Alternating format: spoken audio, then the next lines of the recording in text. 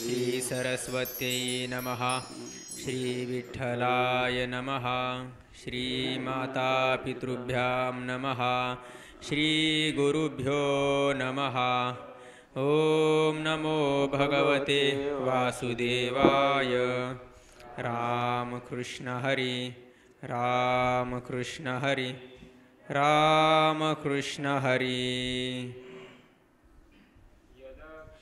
मनाख्येय मानन्दमज केवलम् श्रीमन्निवृत्तिनाथेति ख्यातं दैवतमाश्रये। गुरुरित्याख्यया लोके साक्षात् विद्या हि शाङ्करी। जयत्याज्ञानमस्तस्यै तयार्द्रायै निरन्तरम्। सार्धं केन च कस्यार्धं शिवयोः समरूपिणोः। ज्ञातुं न शक्यते लग्नमिति द्वैतच्छलान्मुहुः।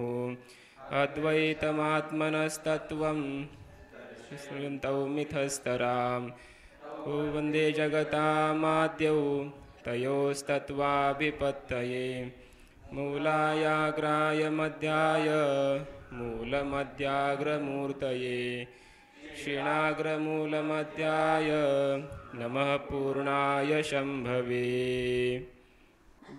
भगवान परमात्म्याच्या अनुग्रहाने श्री अमृतानुभव विवरणामधील त्या विवरण करणारी नित्यानंद ऐक्य दीपिका नावाची श्री कल्याण स्वामी कृत जी टीका आहे, तर त्या टीकेचं आपण यथाशक्ती यथामती अवलोकन करत आहोत. त्यामध्ये आपल्या आत्तापर्यंत 75 ओव्या 76 ओव्या झालेल्या आहेत आणि आता 77 क्रमांकाची ओवी आहे की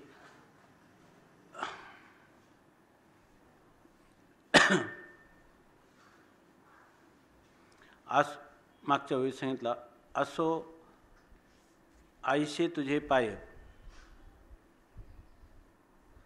भाग्य जरी मी लाहे, यावरी मज काही आहे करणीय. आता शिष्य श्रीगुरूंना उद्देशून आत्मनिवेदन करत आहे की आता मी पाठीमागं सांगितलं की तुझ्या कृपेला कधीच शेवट नाही.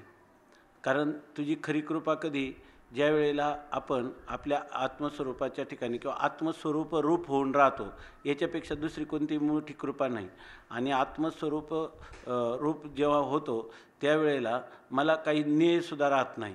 नेय राहत नाही तर ध्येय राहील का? ध्येय राहत नाही तर भोक्तृ पण राहील का? कर्तृ पण राहील का? काहीच नाही, कर्तृत्व पण राहणार नाही. म्हणजे याचा अर्थ आता काही करणी आहे. अहो श्रीगुरू, आम्ही तुम्हालाच विचारतो की आता मला अमुक एक कर्तव्य आहे का?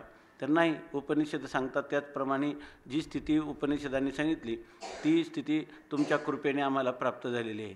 आता यावेळेला जर आमच्या ठिकाणी कर्तव्य राहील तर उपनिषदाचा संदेश आहे की ज्ञानामृतेन तृप्तस्य कृतकृत्यस्य योगिनः नैवास्ति किंचित कर्तव्यम अस्ति चेत न स तत्वविद. तर आम्ही खऱ्या अर्थाने नित्यानंद ऐक्याला प्राप्त झालो किंवा आम्हाला या ठिकाणी आत्मसाक्षात्कार झाला किंवा तुमच्या कृपेने झाला असं म्हणता येईल का? म्हणजे याचा अर्थ ज्ञानीपुरुषाला ठिकाणी कर्तव्याभावरूप मोक्ष किंवा जीवनमुक्ती ही ज्ञान समकालाच प्राप्त होते ना. आणि असंच शास्त्र सिद्धांत आहे आणि तुमची अनुभूती याच प्रकारची आहे आणि तीच अनुभूती तुम्ही माझ्यामध्ये संक्रमित केली.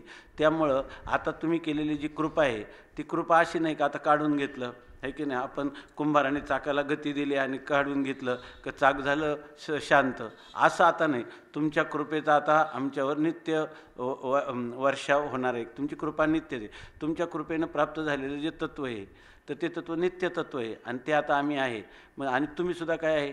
तुम्हीसुद्धा नित्य तत्त्वस्वरूपच आहात, नित्य अखंड ब्रह्मस्वरूपच आहात. त्यामुळं आता त्या कृपेला कोणत्याही प्रकारचा कृपेचा ऱ्हास आता होणं शक्यच नाही. नित्य कृपेचा वर्षाव होत राहणार. आता सांगा, यावरी माझेनी दातारे महाकृपेचेनी पडिभारे बोलिले परिसकारे खून एकी. आता सांगतात यावरी, याच्यानंतर माझेनी दातारे, माझ्या दातार म्हणजे मला ह्या माझा दाता म्हणजे मला ह्या ब्रह्मविद्येचं दान करून ब्रह्मस्वरूप करून टाकणारे जे माझे दातार आहेत, दातार म्हणजे दाता, आणि महाकृपेचे निपडीभरे आणि त्यांनी महान अशी माझ्यावर केलेली कृपा आणि त्या कृपेच्या सामर्थ्याने, त्या कृपेच्या बलाने बोलिले परिसकारे खुनैके. आणि आणखीन ते काय म्हटले, माझे दातार माझे श्रीगुरू बोलिले महाकृपेचे पडीभारे बोलिले. मोठ्या महान कृपेचा अतिशय त्यांच्या हृदयात व्यक्त झाला आणि ते मला असं बोलले, परिसकारे खुनैके. अजून एक खूण आहे आणि ती खूण तू आता ऐक. हे सर्व झाल्यावर आता एक खूण परिसपारे, एक खूण मी सांगतो ती तू ऐक. काय आता गुरुजी बोलायला लागले की काय, की राजा राज्यपद पावला छत्र थामरेशी विलासला परी राजाज्ञेशी नाही झाला विस्तार. आता ह्या ओव्या थोड्या विचारणी बघा, कोणाला काही सुचलं तर आणखी सांगा. त्याचे विचार म्हणजे विचाराची दिशा कशी आहे काही सांगता येत नाही, पण जे काही दिसतं आपल्याला साधारणपणे त्याच्यावरून आहे. याचा अर्थ असा आहे की हे श्रीगुरु नित्यानंद स्वामी शिवकल्याणांना हे काहीतरी जेव्हा अध्यात्माचा उपदेश करत होते तेव्हा त्यांना हे शेवटी बोलले, परिसकारे तू ऐक की आणि ते आपल्याला सांगतात की माझ्या दातारांनी मला शेवटी एक खूण सांगितली आणि ती खूण जी सांगितली ती ऐका. आता वास्तविक पुन्हा आता आपण म्हणलं ज्ञेयसुद्धा राहिलं नाही, ज्ञेयसुद्धा राहिलं नाही आणि ही पराकुटीची कृपा झाली, ती अविनाशी आहे आणि तरी म्हणतात अजूनही एक पुन्हा खूण आहे असं म्हणतात. तर ती खूण काय आहे तर ते सांगतात, राजा राज्यपद. त्यांनी दृष्टांत दिला आहे, राजा राज्यपद पावला छत्र चामरेशी विलासला परी राजाज्ञेशी नाही झाला विस्तार जगी. आता एखादा राजा आहे आणि तो राजा जेव्हा राज्यपद पावला म्हणजे राज्याचं जे सिंहासन आहे ते त्याला प्राप्त झालं, म्हणजे राज्य सिंहासनावर तो अभिषिक्त झाला, सर्व प्रजेचा प्रेमास्पद राजा म्हणून तो जर झाला तर छत्र चामरेशी विलासला, त्याच्या ठिकाणी लगेच त्याच्या मस्तकावर छत्र चामर याने तो विलसून दिसतो, म्हणजे याने तो शोभून दिसतो. पण असं झालं, परंतु लगेच तो राजा झाला बसला की लोकांनी लगेच छत्र चामर धरले. परी राजाज्ञेशी नाही झाला विस्तार जगी. पण राजाज्ञेचा काय सगळ्या जगामध्ये झालं का माझ्यावर छत्र चामर धरा वगैरे काहीच नाही. राजाज्ञेचा काहीच विस्तार झाला नाही. राजाच्या ठिकाणी विलास दिसायला लागला छत्र चामराचा, परंतु राजाज्ञेचा काही विस्तार झाला नाही. राजाज्ञा कोणतीच आहे, जशी आहे तशीच आहे. राजाज्ञा करण्या वाचून, राजाज्ञा न करता त्याच्या मस्तकावर छत्र चामर आली आणि तिथं राजाज्ञा माझ्यावर छत्र धरा चामर धरा अशा प्रकाराने तरच मी राजा शोभेल असं तो काही म्हटला नाही. तरीसुद्धा त्या ठिकाणी राजाज्ञेचा विस्तार झालेला नाही. आज्ञा जरी थोटावली तरी राज्य पदवी हिनावली म्हणून जगा माझी मोकळी वर्तली पाहिजे. आता ही परत त्यांनी स्वल्पात लिहिल्यामुळं त्याचा आशय असा दिसतो की आज्ञा जरी थोटावली आणि समजा त्या राज्याने आज्ञा केली एखाद्याला की तुम्ही काय करा माझ्यावर छत्र चामर धरा. कोण छत्र चामर धरणार तुझ्यावर? नाही धरणार, तू काही योग्य राजा नाही असं कोणी म्हणू शकतं की नाही. मग राजाज्ञेचं प्रत्येक वेळेला राज्यकर्त्यांच्या समोर राजांच्या समोर बंड झालेली आहेत आणि त्यांनी राजाज्ञेचं पालन केलं नाही. पण अशा वेळेला आपण काय म्हणतो, ज्या वेळेला ही राजाज्ञा थोटावली म्हणजे कुंठित झाली, त्याच्या ठिकाणी बंद पडली, राजाज्ञेचं पालन कोणी केलं नाही अनुरूप, ते राज्य पदवी हिनावली, तर त्यावेळेला त्याच्या राज्य पदवीला हीनता प्राप्त होते की नाही, त्याचं कोणी ऐकत नाही. असं होतं की नाही होतं. आणि मग म्हणतात म्हणून जगा माझी मोकळी वर्तली पाहिजे. म्हणून जगामध्ये आपण मोकळं म्हणजे मुक्त अशा प्रकारचं वर्तली पाहिजे, म्हणजे वर्तन असावं, मुक्त वर्तन असावं. म्हणजे कोणत्याही साधना वाचून साधनाने आपल्या ठिकाणी तो राजा जो आहे त्याला ज्यावेळेला छत्र चामर धरली तर त्याला बरं वाटलं आणि ज्यावेळेला राज्याची आज्ञा कुंठित झाली तेव्हा त्याच्या ठिकाणी हीनपणा निर्माण झाला. ऐका, म्हणून म्हणजे याचा अर्थ काय, त्याची जी पदवी होती ती पदवी कशावर अवलंबून आहे, त्याच्या ठिकाणी राजाज्ञेचं पालन करणं आणि राजाज्ञेचं अवमान करणं याच्यावर त्याचं राज्यपद आहे, बरोबर ना. पण हे दोन्ही नसलं पाहिजे. जसा स्वरूपाने राजा होता तर छत्र चामर विलसतच होते, ऐक ना, तो स्वरूपानेच राजा पाहिजे. म्हणून म्हणतात की जगा माझी मोकळी वर्तली पाहिजे. जगामध्ये मुक्त, आपल्या आज्ञेचं कोणी पालन केलं नाही म्हणून कमीपणा आला, आपण सांगितलं तेव्हा आपल्यावर छत्र चामर धरली म्हणून आपला मोठेपणा झाला. म्हणजे ह्याच्यामध्ये आपल्या पदवीमध्ये वृद्धी किंवा त्याच्या ठिकाणी ह्रास ह्या सगळ्या गोष्टी होत राहतात जर आपण अशा प्रकारचं असलं तर, असं दृष्टांत दिला. बघा आता पुढं सांगतात, म्हणजे याचा अर्थ काय आहे, मोकळी वर्तली पाहिजे. आपलं वर्तन जे आहे म्हणजे आपलं जे राहणं आहे ते राहणं मोकळं असलं पाहिजे. मोकळं असलं म्हणजे काय, ज्याच्यामध्ये बंधन आणि मुक्ती ह्या दोन्ही स्थिती नाहीत अशा ठिकाणी राहिले पाहिजे. बंधन असलं तर मुक्ती करायची, आणि मुक्ती झाली असली तर ती कृतक आहे. आणि ती जर आपल्याला एखादं साधना वाचून जर आपल्याला राहता आलं नाही तर ती मुक्ती पुन्हा खिळखिळी होते, आहे की नाही. जसं राजाज्ञे मानले नाही तर म्हणजे त्या राज्यात काय, तो राजाचं राज्य खिळखिळं झालेलं आहे, कोणी त्याचं मान करत नाही, अशी स्थिती येते की नाही त्याच्यावर. तसं म्हणतात की राज्यपदवी हिनावली म्हणून जगा माझी मोकळी वर्तली पाहिजे. जगामध्ये मोकळं राहिलं पाहिजे. मोकळं राहिलं म्हणजे जगाने, तुकाराम महाराज म्हणतात ना, आम्हाला कोणी मान देतं तो काय आमचं काही देतो आम्हाला, आणि आमचा अपमान करतो तो आमचं काय घेऊन जातो. प्रमाण असलं तर सांगा. जो मानी तो नेईल काही, जो मानी तो देईल काही, आणि न मानी तो नेईल काही. जर आम्हाला मानलं नाही, लोकांचा बोधसुद्धा म्हणजे काही लोकांचा बोधसुद्धा दुसऱ्याने बोधवान म्हणण्यावर अवलंबून असतो. असं असलं तर त्याचे राज्यपदी ते पूर्वी होतं बरं का, पण आता तसं राहिलं नाही, मग याला होतं दुःख, ऐके नाही.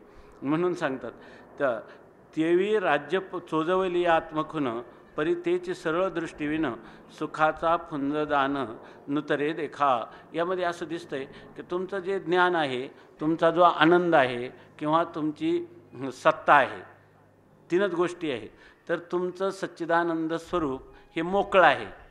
ते कधी असज्जड आणि दुःख यांनी कधी त्याचा स्पर्श देखील केला नाही. तुमच्या अद्वैत स्वरूपाला सुद्धा द्वैताचा स्पर्श झालेला नाही. आणि अशा वेळेला तेवी चोजविल्या आत्मखुन, ती जी आत्मखुन आहे ती चोजवली म्हणजे ती जर आपल्याला यथार्थ रीतीनं ज्ञात झाली. चोजवणे म्हणजे त्याचं ज्ञान होणं, समज होणं, त्याचा उमग होणं, यथार्थ ज्ञान होणं. ते आत्मखुन चोजवली, ती जर तुम्हाला आत्मस्वरूपाचा संकेत किंवा खून जर तुम्हाला ज्ञात झाली असेल तरी परी त्याची सरळ दृष्टीविनं. आता तुम्हाला आत्मज्ञान झाले, वर सांगितलेलं सच्चिदानंद जे काही नित्यानंद रूपाने मीच आहे, हीच गुरुकृपेची खूण आहे.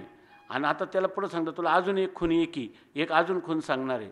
पण ते सांगतात की पहिली जी खूण आहे ना, ती पहिली खूण काय, चोजविली आत्मखुन, तुझा आत्मा नित्य आनंद स्वरूप आहे, हे गुरुकृपेनं ज्ञान, आणि सा काष्टा सा परा गती, अशी आत्मखुन सांगितली, आत्म्याचा संकेत सांगितला. परंतु परी तेची सरळ दृष्टीविनं सुखाचा फुंजदान नुतरे देखा. पण त्यावेळेला आपली त्या आत्मस्वरूपाची जी नजर आहे ती नजर सरळ असली पाहिजे. सरळ असली म्हणजे ते केवळ असणारं जे आत्मस्वरूप, त्या आत्मस्वरूपावरून कधी ढळता कामा नाही. कारण जसं आत्मस्वरूप आहे तसं तुम्ही यथार्थ जाणलं आहे ना. आता ते आत्मस्वरूप मी आहे ना, तर आता माझ्या स्वरूपावरून माझी दृष्टी कधीच ढळता कामा नाही, यथार्थ दृष्टी जी आहे ती. आणि ती कधी होईल, जर तुम्ही दृष्टी सरळ टाकली तर. जर सरळ दृष्टीविनं कामा नाही, ती सरळ दृष्टी म्हणजे जसा आत्मा आहे तसा स्वीकार. जसा आत्मा आहे म्हणजे कसा आहे, तो का म्हणे सा आहे देव आहे तैसा आहे. अज्ञान कालातही आत्मा संग निर्विकार होता, ज्ञान कालातही आहे, ज्ञानोत्तर कालातही तो तसाच आहे. आणि ही खरी माझी आत्मखून आहे, ऐक नाही. हे जर तुम्हाला जर कळलं नाही की आता तुमच्या ज्ञानोत्तर जीवनामध्ये त्यांनी सांगितलं कृष्ण भोगी शुकस्त्यागी राज्ञव जनक राघव वशिष्ठ कर्मकर्ताचं सरळ इथे ज्ञानीना समा. का समान आहे, का सगळ्यांची सरळ आत्मदृष्टी समान आहे, सरळ आहे. तेव्हा मग ते सगळे काय आहे, एकाच भूमिकेवर आहेत, आहे की नाही. त्यांचा बाह्य व्यवहाराशी आता कोणत्याच प्रकारचा संबंध नाही. त्यांचा सगळा संबंध यो व्यवहार असा अध्यासमूलक असं जरी मानलं तरीसुद्धा त्या व्यवहार ज्या अधिष्ठानावर होतो ते अधिष्ठान सर्वांत एकमेवा द्वितीय असं एकच अधिष्ठान आहे. म्हणून सांगतो इथं वास्तविक आत्तापर्यंत इतका उच्च कोटीचा विषय केला, कधी हा विषय पण समोर आला नाही. परंतु आता हा विषय मात्र आणतात. कारण का, प्रत्यक्ष मनुष्य अनुभूतीच्या पथावर वाटचाल करत असताना हे प्रतिबंध त्याला येतात. म्हणून हे ग्रंथकर्ते त्याच्याविषयी सुद्धा आपल्याला जाणीव करून द्यायला विसरत नाही. आणि त्यांच्या गुरूंनी पण त्यांना ही जाणीव करून दिली. म्हणून ते सांगतात की जर सरळ दृष्टी नसले तर सुखाचा फुंजदान नुतरे देखा. त्या माणसाला जे ब्रह्मज्ञान झालं आहे आणि त्यापासून जो ब्रह्मानंद प्राप्त झाला, वास्तविक तो जो आनंद आहे तो वृत्तीचा आनंद आहे का तो स्वरूपभूत आनंद आहे. त्या पुरुषाला झालेला जो आनंद आहे तो पहिल्यांदा कोणता आहे, धन्योहम धन्योहम न मे कर्तव्यम विद्यते क्वचित असं म्हणतो. अहो शास्त्रम अहो गुरु, ह्या स्वरूपाचा जो आनंद आहे तो विशुद्ध निर्भेळ ब्रह्मानंद नाही. तो जो आनंद आहे तो विशुद्ध ब्रह्मानंद नाही. सकाळी आपण पाहिलं ना, जसं भात शिजला तर आपण काय म्हणतो, थोडा मुरू द्या, म्हणजे ते जे बुडबुडे येतात ते बुडबुडे थांबू द्या. तसा अहम ब्रह्मास्मी हा प्रथम जो स्पुंज आहे, तो प्रथम स्पुंज या ठिकाणी तो खरा वास्तव ब्रह्मानंदाचा, आनंदरूप ब्रह्माचं ती स्थिती नाही. त्या ठिकाणी तुम्ही तिला वृत्ती जी आहे त्या वृत्तीमध्ये तो आविर्भूत झालेला आनंद आहे, ऐक नाही. म्हणून ते म्हणतात की पहिल्यांदा गुरुनी पहिलं तर काय आहे की पहिल्यांदा तर हा अहम ब्रह्मास्मी शास्त्राचा समन्वय चांगलं बघा, हे सगळं कळल्यानंतरच अहम ब्रह्मास्मी म्हणतो, ऐक नाही. आणि नंतर पुन्हा कपाळाला हात लावून बसतो, काही दिवसांनी पाहिलं त्याची ती काही भंग पावल्याशिवाय राहत नाही, ऐक नाही. म्हणून त्यासाठी नाथ महाराजांनी भागवतामध्ये स्पष्ट सांगितलं की हे जे पहिला जो ब्रह्मानंदाचा हा जो स्पुंज उठतो त्या हा जसा आहे तसा शब्दाने होणारं जे ब्रह्मज्ञान आहे, कारण त्यांनी लिहिलं शब्दज्ञान ब्रह्मज्ञान बाह्यदृष्टी समसमान, नाथ महाराजांनी लिहिलं ना, दोन्ही सारखंच आहे. त्यावेळेला म्हणतात, परंतु जर त्याला पाहिलं ना तर त्याला आनंदाचा जो काही वास्तव आनंद आहे त्या आनंदही त्याला झालेला नसतो. म्हणजे आता जो आपण म्हणतो ना स्पुंज, हाही झालेला नसतो.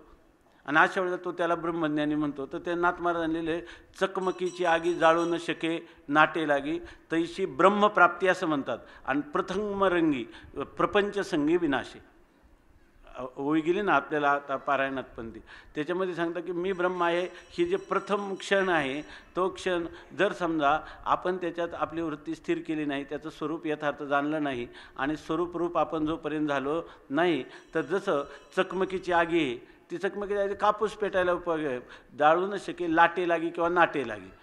समुद्राची लाट आहे, त्याला आग लावली तर पाणी वाढवणारासारखी ती जाळून टाकणार आहे की त्याला, किंवा नाटे लागी म्हणजे एखादा तुळई किंवा खांब आहे, त्या खांबाला तिला जाळण्याचं सामर्थ्य आहे का.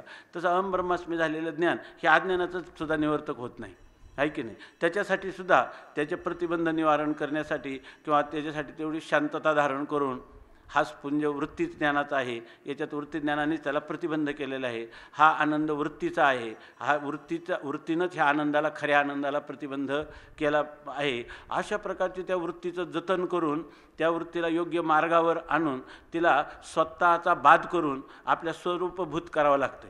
ही गोष्ट, ह्या सगळ्या गोष्टी जाणून घ्या, ह्याच त्याच्या काय आत्मप्राप्तीच्या किंवा आत्मानंदाच्या खुणा आहेत. आणि त्या खुणेमधले असा प्रतिबंध येऊ शकतो. म्हणून या ठिकाणी सांगतात की तेवी चोजविल्या आत्मखुन परितेची सरळ दृष्टीनं. सरळ दृष्टीनं म्हणजे सरळ दृष्टिकोने मी नित्यमुक्तच आहे, माझी मुक्तता उत्पन्न झालेली नाही, साधनाने उत्पन्न झालेली नाही आणि तिचा कधी नाश होणार नाही. ती जशी अज आहे तशीच ती काय आहे, अविनाशी किंवा अव्यय असं माझं खरं स्वरूप आहे. असं जर बोध झाला नाही तर ते म्हणतात सुखाचा फुंज जाण नुतरे देखा. त्याच्या अंतकरणात त्या ठिकाणी जे सुखाचं स्फुरण झाले, अर्थात सुखाचं स्फुरण जे स्फुरण ते स्वामी महाराज म्हणजे स्फूर्ती किंवा स्फुरण हा शब्द मायेचं सान्निध्य म्हणजे किंवा मायेचं निर्वचन करतो. त्या ठिकाणी जे झालेलं सुख आहे ते मायेला सोडून झालेलं आहे का तुम्हाला, मायाविवर्जित सुख झाले नाही. आणि मग हा मायेपासून उत्पन्न होणारं जे वृत्त्यात्मक सुख आहे त्या सुखाचा स्पुंज, त्याचा अहंकार किंवा त्याचं स्फुरण हे नुतरे देखा, हे कधीच उतरत नाही. ते कसं उतरत नाही ते पुढं सांगतात, पुढच्या वेळा सोपे आहेत. ते आत्मदृष्टीसमोर काही नसावा हिर, विरोधाची कोर उल्लंघून जावे. आता सांगतात ते आत्मदृष्टीसमोर, ती जी तुमची सरळ आत्मदृष्टी सांगितली ना, सरळ म्हणजे केवळ आत्मदृष्टी जी आहे की ज्या आत्मदृष्टीसाठी बंध नाही आणि मोक्षही नाही. बंध सापेक्ष मोक्ष हे दोन्ही झालं नाही, दुःख नाही तर सापेक्ष आनंद हेही त्याच्या ठिकाणी नाही. केवळ दुःख विवर्जित, दुःखाने अस्पर्शित अचुंबित आणि वृत्तीनं अस्पर्शित अचुंबित अशा प्रकारचा नित्य आनंद हे माझं खरं स्वरूप आहे. ही सरळ दृष्टी. आणि ह्या सरळ दृष्टीसमोर काही नसावा हिर. आता ह्याच्यामध्ये काय झालं बघा, इथं आपल्याला सर्व झालं हे असं झालं. आता म्हणतात ही सरळ दृष्टी जी झाली, ही सरळ दृष्टी खरी कधी झाली, काही हिर नसावा. हिर शब्दाचा अर्थ आहे कच्चेपण किंवा दुसरा अर्थ आहे संशय. ह्यामध्ये आता कोणताही संशय, हे जे माझं स्वरूप खरं आहे तेच खरं आहे का, खरं वृत्त्यात्मक सुख हे खरं आहे, बरोबर आहे की नाही? किंवा वृत्तीला टाकून देता किंवा वृत्तीला बाधित करून, काही म्हणा तुम्ही, वृत्तीला लीन करून होणारं सुख आहे, हे कोणतं सुख खरं आहे? निर्विकल्प समाधीतलं सुख आहे का सहज निर्विकल्प त्या स्वामींच्या भाषेत हे सुखाचं खरं स्वरूप आहे याविषयी, किंवा विषयाधिकांच्या द्वारा किंवा मानमान्यतेच्या द्वारा किंवा इंद्रियांच्या द्वारा अनुकूल विषयाची प्राप्ती झाल्यावर खरं सुखाचं स्वरूप कोणतं आहे, असा कोणत्याही प्रकारचा संशय अंतःकरणात नसावा. म्हणून स्वामी महाराज नेहमी म्हणायचे की संशय विपर्य राहित्य हे खरं ज्ञानाचं स्वरूप आहे, हे खरं आत्मज्ञानाचं स्वरूप आहे. बरोबर ना? म्हणून या ठिकाणी म्हणतात आता इथं काही नसावा हिर, त्याच्या ठिकाणी कोणताही संशय नसावा. अर्थात याच्यामध्ये काय झालं माहिती का, इतके सावधानता देतात. समजा तुम्ही म्हणले पण नसावा, आमची सरळ दृष्टी नाही, आमची वक्र दृष्टी आहे की नाही? कारण का तिच्यामध्ये काही संशय, आम्ही संशयाने पाहतो. संशय असला तर काय करायचं? अर्थात तुम्हाला कोणत्याविषयी संशय हे तुम्हाला पाहावं लागेल. आता ते खाली येऊन आपल्याला आता सांगतात, अगोदर जसं चिंतन करत होते तसं नाही. तुम्हाला संशय असलाच अंतःकरणामध्ये तर तुम्हाला काय केलं, प्रमाणगत संशय असला तर श्रवणाचे तुम्ही अधिकारी झाले. जर प्रमेयगत संशय असला तर तुम्हाला मनन करावं लागेल, आणि विपरीत भावना असेल तर तुम्हाला निधिध्यासन करावं लागेल. म्हणून कसं आहे, मग आता तुम्हाला असं म्हणावं लागेल हिर नसावा म्हणजे अजून आमच्या ज्ञानात काय आहे, अपूर्तता आहे. हे आमचं ज्ञान झालं, उगीच आम्हाला ज्ञान झालं आहे ते यथार्थ आहे असं म्हणून काय उपयोग आहे? त्यांनी खरं का पदरात तर पडणार नाही. म्हणून ते म्हणतात काही नसावा हिर, त्याच्यामध्ये कोणताही संशय नसावा. आता काय दुसरी एक प्रक्रिया आपल्याकडे नेहमी ठरलेली, ह्याच गोष्टी आपण सांगतो, परंतु त्याच्यामध्ये म्हणे काही प्रतिबंध आहेत, विरोध आहे. त्यामुळं आम्हाला किंवा ह्या विरोधामध्ये जसं प्रमाणा संभावना, प्रमेया संभावना आणि विपरीत भावना याचं ग्रहण आपण करतो, त्याचप्रमाणे कोठेही नसावा हिर म्हणजे कधी आपलं काय विरोधाची कोरं उल्लंघून जावी. कधी काय असतं की आपण अत्यंत प्रामाणिकपणे चिंतन करत असताना देखील अनेक प्रकारचे प्रारब्धाचे प्रतिबंध येतात, लौकिक आपल्या पूर्वसंस्काराचे प्रतिबंध येतात, किंवा समोर लोकप्रतिबंध येतात, आहे की नाही? अशा अनेक प्रकारचे प्रतिबंध येतात. कधी कधी शास्त्रांनी केलेले विधानं ही सुद्धा आपल्याला प्रतिबंधरूप होऊन जातात. काय करावं काय नाही हे कळत नाही.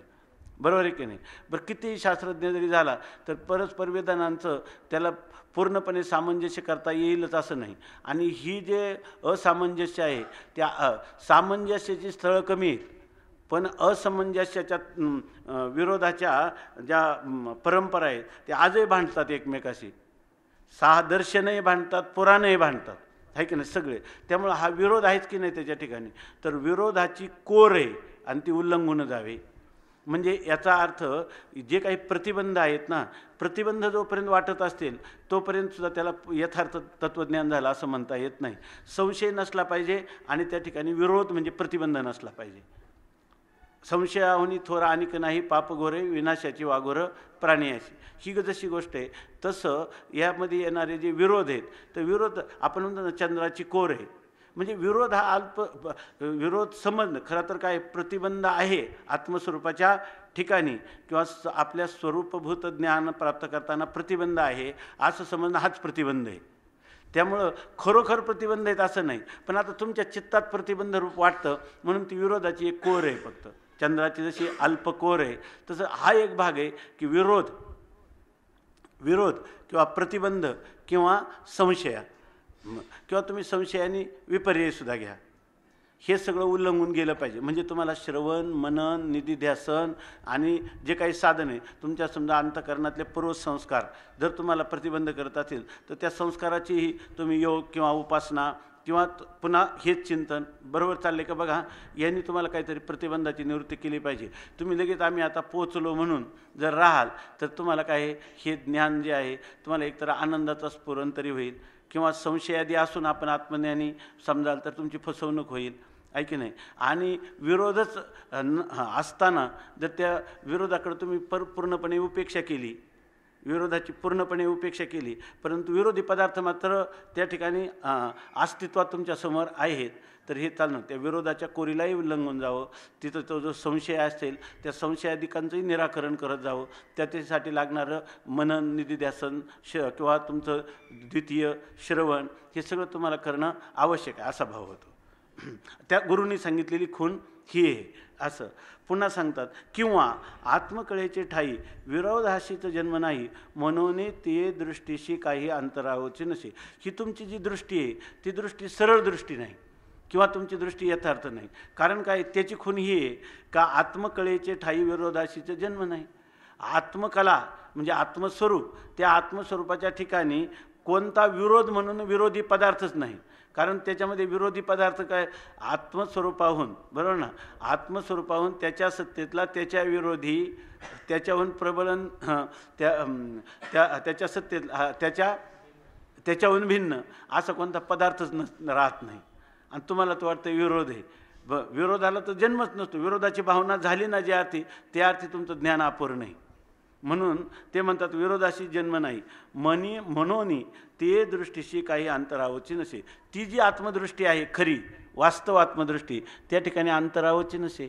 तिथं अंतराय म्हणजे प्रतिबंधच नसतात, विरोधही नाही, प्रतिबद्धही तिला कोणी केलंच नाही. आणि ज्या अर्थी तुम्हाला विरोधही वाटतो आणि तिला कोणीतरी प्रतिबद्ध केलं आहे असं वाटतं, ऐकून त्यातून वाट काढली पाहिजे असं वाटतं, त्या अर्थी ती सरळ दृष्टी तुम्हाला प्राप्त झाली नाही. आता उलट तिच्या निवृत्तीचा उपाय करणं अजून आपलं बाकी राहिलं आहे असं समजा, नाहीतर काय होईल. त्यासाठी त्यांनी खूप सुंदर उदाहरणं दिलीत पुढं. ते सांगतात सरळ दृष्टीला काही कोणत्याही प्रकारचा प्रतिबंधच नसतो आणि तो स्वात्मानुभव राहो उदयला, तै अंतराय तस्कराचा ठावो पुरीला, ऐसे नवता झाला प्रत्ययोची. तुम्हाला जे आत्मज्ञान झाले ना, ते ज्ञान किंवा तो आत्मप्रतीती ज्याला आपण म्हणतात, ती तुमची आत्मप्रतीती हीन झाली. जसं राजाची आज्ञा कुंठित झाली का त्याचं राज्य पदवी हीनतेला प्राप्त होते, तसं तुमचं झालं. लक्षात येते ना सगळं. काय वाटलं तर परत सांगायला सांगा, किंवा तिकडून याचं स्पष्टीकरण झालं नाही असं सांगा. आता बघा म्हणतात तो स्वात्मानुभव राहो उदयला. खरा जो आत्मानुभव हाच कोणी राजा आहे, आणि तो ज्या वेळेला उदित होतो म्हणजे त्या आत्मानुभूती ज्या वेळेला ती आत्मप्रतीती आपल्याला यथार्थ रीतीनं उदित होते, म्हणजे ती काय उत्पन्न होते म्हणायचं नाही या ठिकाणी. ती जेव्हा प्रगट होते, तिचा जेव्हा खरा आविर्भाव होतो, कोणता वृत्तीविवर्जित असणारी आत्मानुभूती, ती ज्या वेळेला खऱ्या अर्थाने उदित होते किंवा अनुभूतीला येते, तै अंतराय तस्कराचा ठावो पुरीला. त्या खऱ्या आत्मज्ञानामध्ये अंतराय म्हणजे प्रतिबंध नावाचा जो तस्कर आहे, चोर आहे, बरोबर ना, लुटारू आहे, तर तो लुटकाराचा ठावो पुरीला. त्याचं ठिकाणच नाहीसं केलं. मूळ त्याचं जे ठिकाण आहे तेच नाहीसं केलं. कसं केलं त्याचं गीतेमध्ये सांगितलं. काय कसं केलं तर परान्याहो इंद्रियानी परान्याहो रिंद्रियेभ्य परम मना आणि मनसस्तु परा बुद्धीर आणि यो बुद्धे परतस्तु सा. सगळ्या बुद्धीच्या पलीकडचं बुद्ध्याधिष्ठान चैतन्याला जर तुम्ही जाणलं तर आता हे कुठं इंद्रिय कुठं विषय हे कुठं अंतराय राहतील, त्यांचा ठावोची पुशेला. अंतराय प्रतिबंध नावाचं याचा तुम्ही आत्मस्वरूपापर्यंत पोचलेच नाही, म्हणून तुम्हाला हे अंतराय आहे असं आहे की नाही. मग तुम्हाला ती प्रार्थना करावी लागते, पक्तीच केली पाहिजे, हे पण आहे खरं. हा अंतराय भगवंता का वडविला अवचिता, असंच काहीतरी तुम्हाला म्हणावं लागेल ना. तुम्हाला प्रार्थनाच करणं भाग आहे, आहे की नाही. आणि तुम्ही म्हणलं नाही काय प्रतिबंध प्रतीतीला येत असताना प्रतिबंध उपही चैतन्याच्या ठिकाणी प्रतिबंधाचा त्रैकालिक अत्यंत अभाव आहे असं बोलून होईल काय? हे शब्दांनी कधीच होणार नाही. तुम्हाला मग त्या तस्कराचा काय केला पाठपुरावा, म्हणजे याचा अर्थ तुम्हाला अजून गंभीर आत्मस्वरूपात बुडी देण्याची आवश्यकता आहे असा त्याचा अर्थ. म्हणून म्हणतात अहो अंतराय तस्कराचा ठावपुरीला आयशे नवता झाला प्रत्ययोचेने. आणि आयशे नवता आणि असं जर तुम्हाला झालं नाही की अंतराय कधी असणं शक्य नाही असं तुम्हाला निसंदेह जर वाटलं नाही तर म्हणतात प्रत्ययोची हिनो झाला. तुमचा जी प्रतीती आहे ना, ज्याला तुम्ही कितीही म्हणा की जी शास्त्रप्रतीती गुरुप्रतीती आत्मप्रतीती ही सर्वश्रेष्ठ आहे, ती आत्मप्रतीती तुम्हाला खऱ्या अर्थाने झालीच नाही. त्यासाठी सांगतात आपल्याला म्हणतात ते म्हणतात अहो राज्यपदवी जो पावे तेने विरोधी चोजवावे नाही तरी असावे स्वाभाविक सुखे. खरा राजा जो आहे ना त्याचं कसं स्वरूप असावं त्या राजाचं, खरा राजा ज्यांनी व्हायचं तो राजा कसा असावा ते सांगतात. अहो राज्य पदवी जो पावे, अहो जो ह्या राज्याची पदवी म्हणजे राजाचं सिंहासन ज्याला प्राप्त होतं तेने विरोधी चोजवावे. त्याने नेहमी विरोध कशाचा आहे, आपले विरोधी कोण आहेत हे चोजवावे, म्हणजे त्यांना समजून घ्यावं. आपण राज्यावर बसलो खरं, पण राज्यामध्ये त्या पूर्वीच्या काळामध्ये ते काही गुप्तचर वगैरे सोडून ते कोणाचा आपल्याला विरोध आहे का हे त्यांनी नेहमी समजावून घेतलं पाहिजे. आणि नाही तरी असावे. आणि जर समजा त्यांनी कसं असलं पाहिजे, नाही तरी असावे स्वाभाविक सुखे. आता ही राज्य पदवी आली ना, तर स्वाभाविक आपल्याला प्राप्त होणारं सहज जे सुख आहे त्या सुखामध्ये राहावं. त्यांनी दोन प्रकारचे की हा किंवा असं म्हटलं तर अहो राज्य पदवी जो पावे त्याने विरोधी चोजवावे. त्याने ते विरोधी लोकांना हे करावं. नाहीतर काय करावं, नाहीतरी असावे स्वाभाविक सुखे. आपलं जे स्वाभाविक सुख म्हणजे आपलं ज्या स्थानावर आपण आहे त्या स्थानावर आनंदाने त्यांनी राहावं. ऐकेन, त्या स्थानावर आनंदाने राहावं. ते चोजवे आईलीकडे जरी उगाच तो पवडे तरी काळांतरी घडे अंतराये त्याशी. आता ते म्हणतात ते चोजवे आईलीकडे. एखादा राजा तर झाला आणि त्यांनी अगोदरच समजलं की आपल्याला कोणाचाच विरोध नाही आणि ती जाणून घेण्याचा प्रयत्नही केला नाही. चोजवे आईलीकडे म्हणजे आपल्याला शत्रू कोण आहेत, प्रतिबंध काय आहेत हे जर त्यांनी समजून घेतलं नाही तरी तो उगाच चिपवडे आणि तो शांत झोपून राहिला. आपल्याला काही प्रतिबंध नाहीत. प्रतिबंध आहेत, कोणते आहेत याच्याविषयी विचार केला नाही तरी काळांतरी घडे अंतराये त्याशी. तर एका कालांतर गेल्यावर कोणीतरी एकदम त्याचा विरोधी होतो आणि त्याचं राज्य काय करून घेतो, हिरावून घेतो किंवा एखादा शत्रू त्याच्यावर स्वारी करतो. असं त्याचं घडतं की नाही. म्हणून याच्यातून असा एक भाव आहे की आपल्याला आपले प्रतिबंध काय आहेत हे जाणून घेणं फार आवश्यक आहे. आणि काय नाही हो, प्रतिबंधाचा अभाव आहे असं म्हणून चालणार नाही. असतील तर ते उलट ते आपले शत्रू आहेत. कोणकोणते ते शत्रू समोर आहेत त्यांचा पाडाव कशाने करता येईल. जशी योगसूत्रामध्ये सांगितलं कोणता प्रतिबंधाचं कसं हे करायचं. काय मुदिता, उपेक्षा, कृपा, मैत्री, करुणा, मुदिता, उपेक्षा ह्या ज्या गोष्टी आहेत ह्या कोणत्या केल्या पाहिजेत. म्हणून काही भक्तिशास्त्रातले सिद्धांतसुद्धा वेदांताला खूप उपयोगी आहे. आणि काही योगशास्त्राचे जे काही मनोवैज्ञानिक हे सगळं मनोविज्ञान आहे. आणि वेदांताला तरी काय लागत आहे, मनोविज्ञानावरच वेदांताची सगळी हे उभी आहे. फक्त ते जे तत्त्व दाखवतं ते मनोविज्ञानाच्या आधाराने मनाच्या पलीकडे दाखवणार आहे ते मन आहे. म्हणून त्या मनाला एवढं प्राधान्य दिलं आहे. तेव्हा प्रतिबंध असतील तर प्रतिबंधाची उपेक्षा करता कामा नये. ही खरी आत्मजागृती देण्यासाठी ही गुरूंचं अंतःकरण आहे. म्हणून ते हे सगळ्या गोष्टी सांगतात.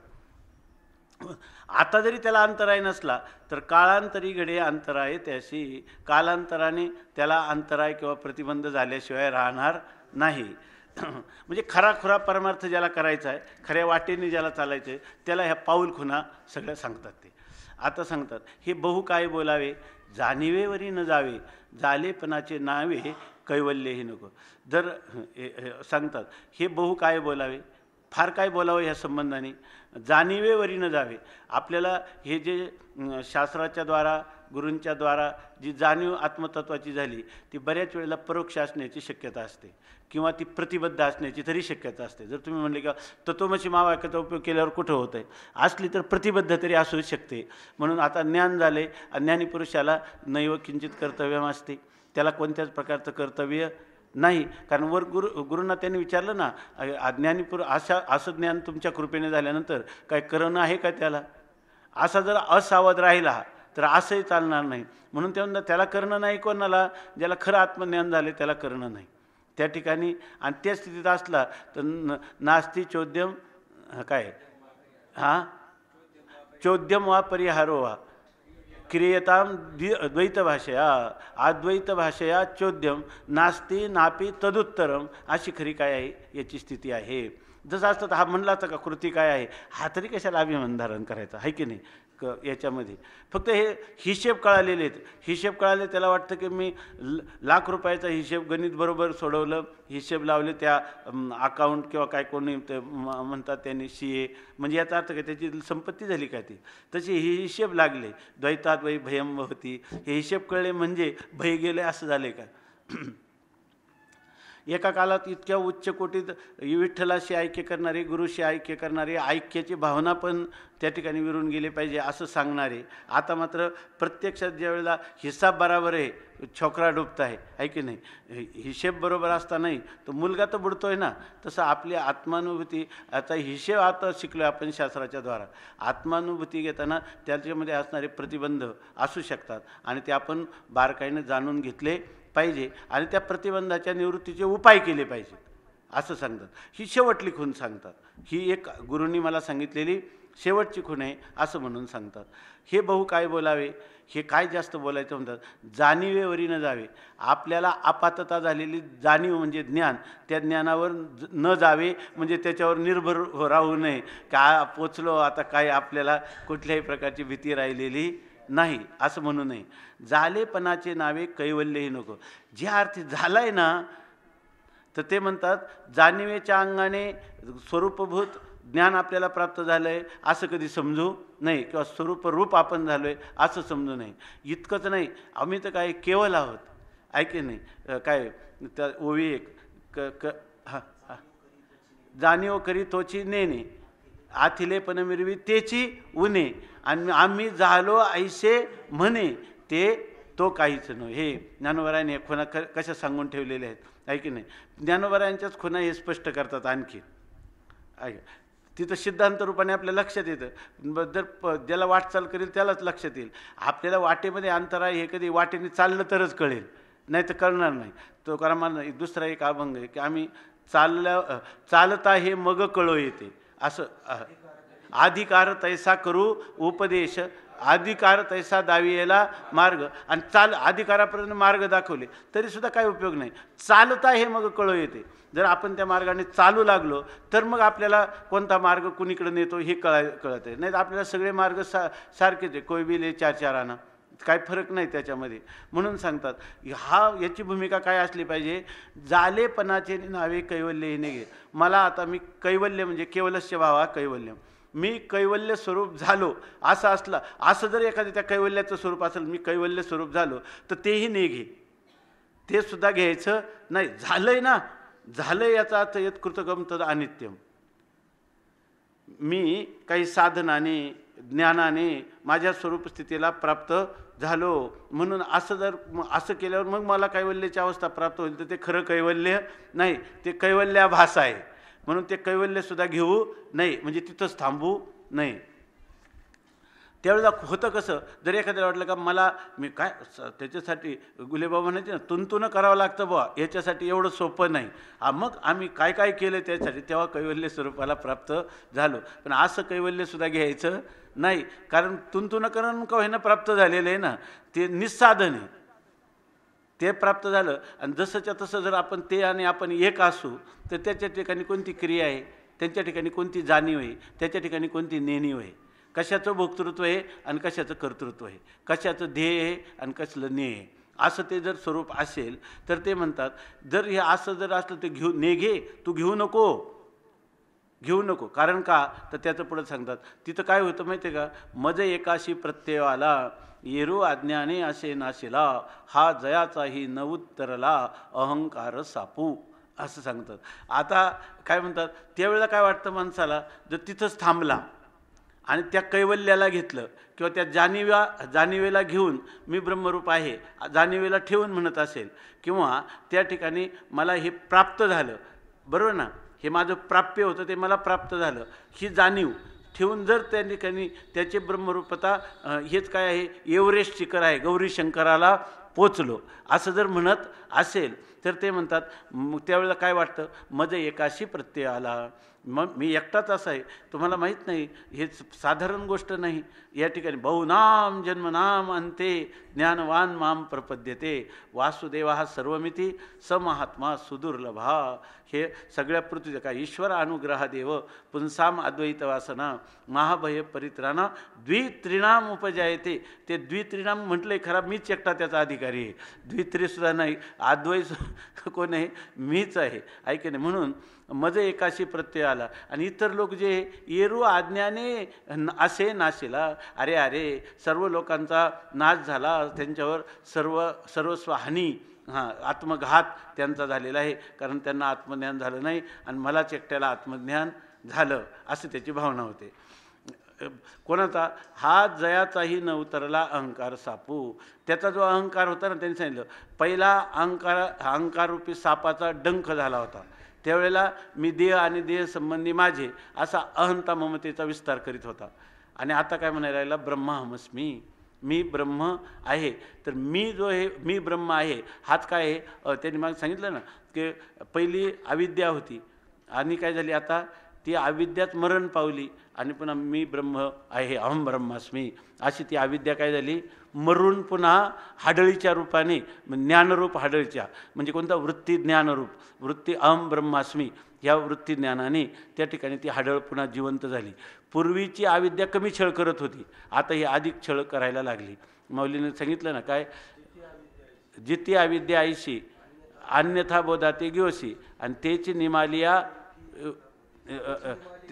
तेची निमालिनी उठी यथार्थबुद्धीशी, किंवा नवल अहंकाराची गोठी, विशेष न लगे अज्ञानाचे पाठी, आणि सज्ञानाचे झोंबे कंठी, नाना संकटी नाचवी, अशी स्थिती त्याला प्राप्त होते. म्हणून त्याने ते कैवल्यसुद्धा घ्यायचं नाही. आणि ते जर घेतलं ते कैवल्य, तर आता त्या वृत्तीज्ञानाला धरून आनंद आहे, इतर लोकांच्यापेक्षा त्याच्या आनंदात तरतम भाव आहे, ऐके नाही. म्हणून तो म्हणतो मध्ये एकाशी प्रत्यय झाला, मला एकट्यालाच ही प्रतीती झाली. येरू अज्ञानी असे नाशिला, इतर लोक सगळे अज्ञान आहेत, ऐके नाही. आणि हा जयाचाही न उतरला अहंकार साप. याचा अर्थ अहंकाररूपी सर्पाचा जो दंश झालेला आहे तो अजून त्याचा उतरलेला नाही. बरोबर आहे ना? पहिला त्याचा काय होता? देहोहमस्मी होता. आता काय म्हणायला येतं? ब्रह्माहमस्मी म्हणायला लागला. आज जोपर्यंत म्हणतोय ना ही उठउठी आहे ना, तोपर्यंत त्याच्या ठिकाणी ह्या अहंकाररूपी सर्पाचा विष अजून त्याचं उतरलेलं नाही. बोले प्रज्ञेची उत्तरे, कवळीला आहे अहंकार अजगरे, जयाचे लाधलेपणाचे वारे गेलेची नाही. आता हे किती त्यांनी बघा, आपण सकाळी लाभणे आणि लाधणे असा विचार केला होता. इथं तर ते म्हणतात लाधलेपणाचं जे वारं आहे ना ते सुद्धा नसलं पाहिजे. लाभणं तर नाहीच नाही, लाभणं अलाभ नाही, पण लादणं अलादणं सुद्धा नाही, अशी त्याची निर्वृत्तिक स्थिती झाली पाहिजे असंच म्हणायचं ना. तर ते सांगतात बोले प्रज्ञेची उत्तरे, आणि मोठी प्रज्ञा जी उत्तरं बोलतो ना ती बुद्धीतून नाही, त्याच्या प्रज्ञेची उत्तरं येते त्याच्यात. जणू काही मला एक ऋतंभरा प्रज्ञेचा मीच एकटा अधिकारी आहे असं म्हणून तो बोलतो. याचं तुम्हाला हा तुमच्या मनात शंका किंवा संशय आहे ना त्याचं आत्ता निराकरण करतो, लगेच सांगतो तुम्हाला त्याचं उत्तर. आणि ते म्हणजे असं नाही, हे सगळं अनुभवाचे, तुका म्हणे चाखोनी सांगे मज अनुभव आहे अंगे, असं म्हणून त्या ठिकाणी प्रज्ञेची बुद्धीच्या स्तरावरची उत्तरं तो देतो. ठीक आहे ना? तो सांगतात बोले प्रज्ञेची उत्तरे. पण खरं काय झालं माहिती आहे का? त्या ठिकाणी मी कोणी ज्ञाता आहे हा अभिमान आहे. तो काय ज्ञाता हा अभिमान धरून आहे, आणि त्या अभिमानाला धरून असणारं ज्ञातृत्व ती स्वरूपस्थिती आहे असं समजतो. बरोबर आहे का नाही? आणि त्या स्वरूप स्थितीतून मी तुम्हाला बुडते हे जन न देखवे डोळा, म्हणून मी तुम्हाला येतो कळवळा, म्हणून मी तुम्हाला सांगत आहे. पण खरा पाहिलं तर अहंकाररूपी अजगराने याला कवळ घातलेले आहे, म्हणजे त्याला आवळून धरलेलं आहे, घट्ट पकडलेलं आहे. अहंकाररूपी अजगर याला सोडायला तयार नाही. याचा प्रवास अहम ब्रह्मास्मीपर्यंत होऊ नये, तिथं अहम मात्र त्याचा उरलेलाच आहे. जयाचे लाधलेपणाचे वारे गेलेच नाही. मला ही स्थिती लादली आहे, म्हणजे गुरु शिष्य हे द्वैत आहे, त्या द्वैतातून मला झालेलं जे ज्ञान आहे ते ज्ञानच यथार्थ आहे, आणि त्या यथार्थ ज्ञानाच्या द्वारा प्राप्त झालेली स्वरूपस्थिती ती यथार्थ आहे. आणि मी आता त्या प्रज्ञेतून ऋतंबी भरते, सत्याला धारण करणारी माझी प्रज्ञा आहे, आणि त्या ठिकाणाहून मी आता हे सर्व आत्मनिवेदन करीत आहे असं त्याला वाटतं.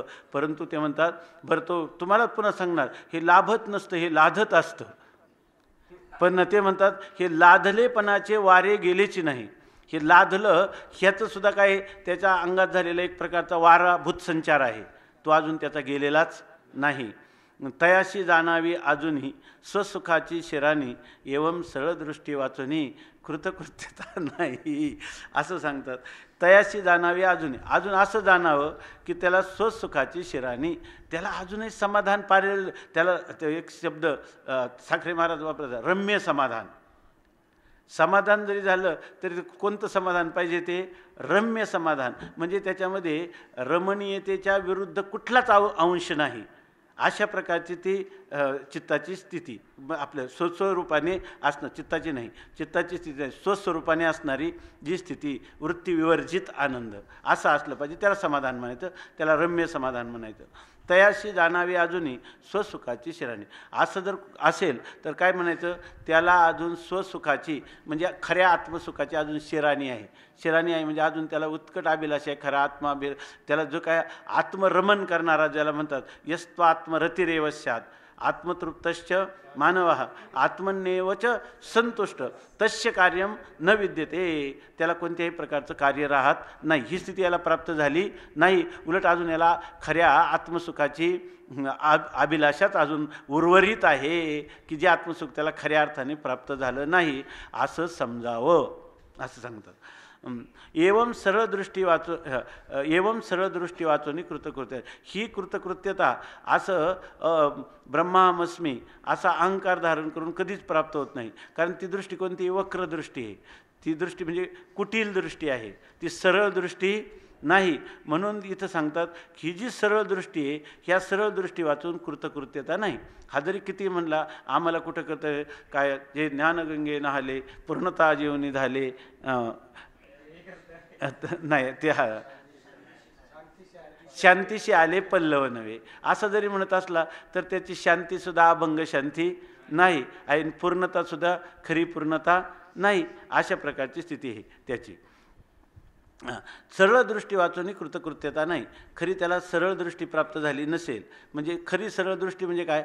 आत्मस्वरूपाच्या अतिरिक्त कोणत्याही पदार्थाला सत्तारूपाने यत्किंचितही अस्तित्व न राहणं, ही सरळ दृष्टी आहे. ऐकी नाही, आत्म्या वाचून दुसरा कोणताही पदार्थ राहिला नाही तरच ही सरळ दृष्टी होईल. नाहीतर इकडं पहा तिकडं पहा म्हणजे बघा, जर बारकाईनं विचार केला तर अनात्म पदार्थ शून्यरूप तुच्छरूप आहे ना. अनात्म्याचा कुठं विचार करायचा? मग पाहायला गेलं तर काय त्याला दिसतं? सगळ्या ठिकाणी केवळ चैतन्यच आहे. दिसतं म्हणण्यापेक्षा केवळ चैतन्य रूपानेच तो राहतो, उर्वरित राहतो. आयशेची अहो साध्य साधन नाही, आयशेची साधी जे पाही परी साधिले पण काही येवोची नेदावे. अहो साध्य साधन नाही, त्या परमात्म्याच्या ठिकाणी साध्यता आहे का? बरं, त्या साध्याच्या प्राप्तीसाठी काही साधन आहे का? साध्य साधन भाव आहे का? अमक्या एका वस्तूचा आणि परमात्म्याचा साध्य साधन भाव आहे, कार्यकारण भाव आहे, विशेषण विशेष्य भाव आहे. ऐका, अशा प्रकारचा कोणताही पदार्थ नाही का जो पदार्थ त्याच्याशी समवाय संबंध करील, संयोग संबंध करील, विशेषण विशेष्य भाव, कार्यकारण भाव, कोणता संबंध त्या परमात्म्याच्या ठिकाणी आहे? कोणताच संबंध त्याच्या ठिकाणी होऊ शकत नाही. आयशे अहो साध्य साधन नाही. आता जिथं साध्य आणि साधनाचा उपराम झाला, आयशेची साधी जे पाही असंच साधायचं का? जिथं साध्य साधन भाव बिलकुल नाही. पण अशी वृत्ती नाही व्हावी की आता मी अशा प्रकारच्या ठिकाणी प्राप्त झालेलं आहे की जिथं साध्य साधन भाव नाही. असं असेल तरीसुद्धा ते ज्ञान काय आहे? ते ज्ञान अपूर्णच आहे. साध्य साधन नाही, आयशेची साधी जे पाहिजे असंच साध्य करायचं, परी साधिले पण काही येऊची नेदावे. परंतु मी या ठिकाणी साध्य साधन भावाच्या अतीत असणारा आत्मा मी साधलेला आहे, असं हेही येवोची नेदावे. असाही अंतकरणामध्ये कधीच पुंज होऊ नये. म्हणून ते स्वामी महाराज सांगायचे नाही, कोणालाही असं कुछ बनने से हानी होती आहे. काही जरी आपण म्हणलं का ते सगळं काय आहे? विशेषाला धरून. होणं बनणं हे विशेषाला धरू नये. आणि म्हणून माणसाने सगळ्यात खरं सुख कुठे आहे? आत्मरूप होऊन राहणं. ऐकी नाही, ते दुःख संबंध रोहित सुख तेव्हाच अनुभूतीला येईल. जर ते कुठल्या साधनावर असेल आणि साधनाच्या द्वारा ते साध्य केलेलं असेल तर ते कधीही स्थायी स्वरूपात राहू शकत नाही, चिरंतन होऊ शकत नाही. म्हणून ते म्हणतात साधले पण काही येवची नाही. मी साधलं, आता ऐके नाही, मी साध्याला काय केलं? साधलं. हे कधीच वृत्तीवर येऊ देऊ नये. म्हणजे काय आहे, माणसाला केवळ सत्सामान्य जर राहिला तरच त्याचं बरं आहे. ऐके नाही, पार इतका उंच देहास्मीपासून इतका ब्रह्माहमस्मीपर्यंत गेला तरी तो सुखाला प्राप्त झाला आहे खरे असं नाही. त्याची पुसटची जाणीव जरी असली तरी ती नाही. कारण त्यांनी सांगितलं पुढे जाऊन त्याला काय होईल? आता तिच्याकडे दुर्लक्ष केलं तर त्याला अंतराय झाल्याशिवाय राहणार नाही असं सांगतात.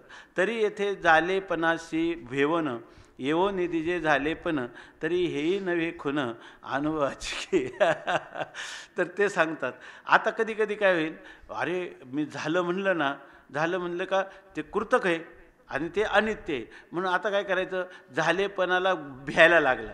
झालेपण हाच आपला प्रतिबंध आहे. बघा चांगलं, झालेपणाशी भेवणं, येऊन येते जे झालेपण. पण हे झालेपण आपल्याला, मी आता झालो, मी पूर्ण झालो असं, हां, हे सुद्धा त्यांनी काय झालेपणाला बेला, म्हणून काय म्हणतात आता झालेपण नको, हा आहे की नाही.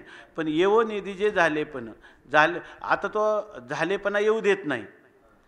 काय येऊ देत नाही का, झाल्यावर कसं होतं, बनण्याची हानी होती आहे की नाही, म्हणून तो काय आता झालेपणा येऊ देत नाही, त्याला भ्यायला लागतं. हा भाग आहे त्याच्यामध्ये. मग तो काय करायला लागला, झालेपणा कुठून येतो, चित्तामध्ये स्फुरत होतो. मग चित्ताचा करू आपण निरोध, आहे की नाही. चित्ताचा निरोध हा कधी परमपुरुषार्थ होऊ शकत नाही. चित्ताचा बाध हा परमपुरुषार्थ आहे की नाही, त्याच्यामध्ये बाध आहे. मग असं जर कोणी म्हणे येवो निधी जे झालेपण तरी हेही नव्हे खुणा अनुभवाची, की त्या ठिकाणी आता जीवनमुक्ती विवेकात जे लिहिलं आहे ना, तर तिथं आता तुम्ही चिंतन करा. त्याच्या ठिकाणी त्या ठिकाणी कधी कधी निरोधाचं पण समर्थन केलं, पण ते जीवनमुक्तीसाठी नाही केलं, जीवनमुक्तीच्या विलक्षण सुखार्थी केलेले किंवा प्रतिबंधाच्या निवृत्तीसाठी केले असं घ्यायचं. पण इथं विशुद्ध अमृतानुभवामध्ये हे विशुद्ध ज्ञान सांगतात. शास्त्रार्थाची फारशी भीड न ठेवता अनुभवाची भीड ठेवतात. भीड कशाची ठेवतात, अनुभवाची भीड ठेवतात.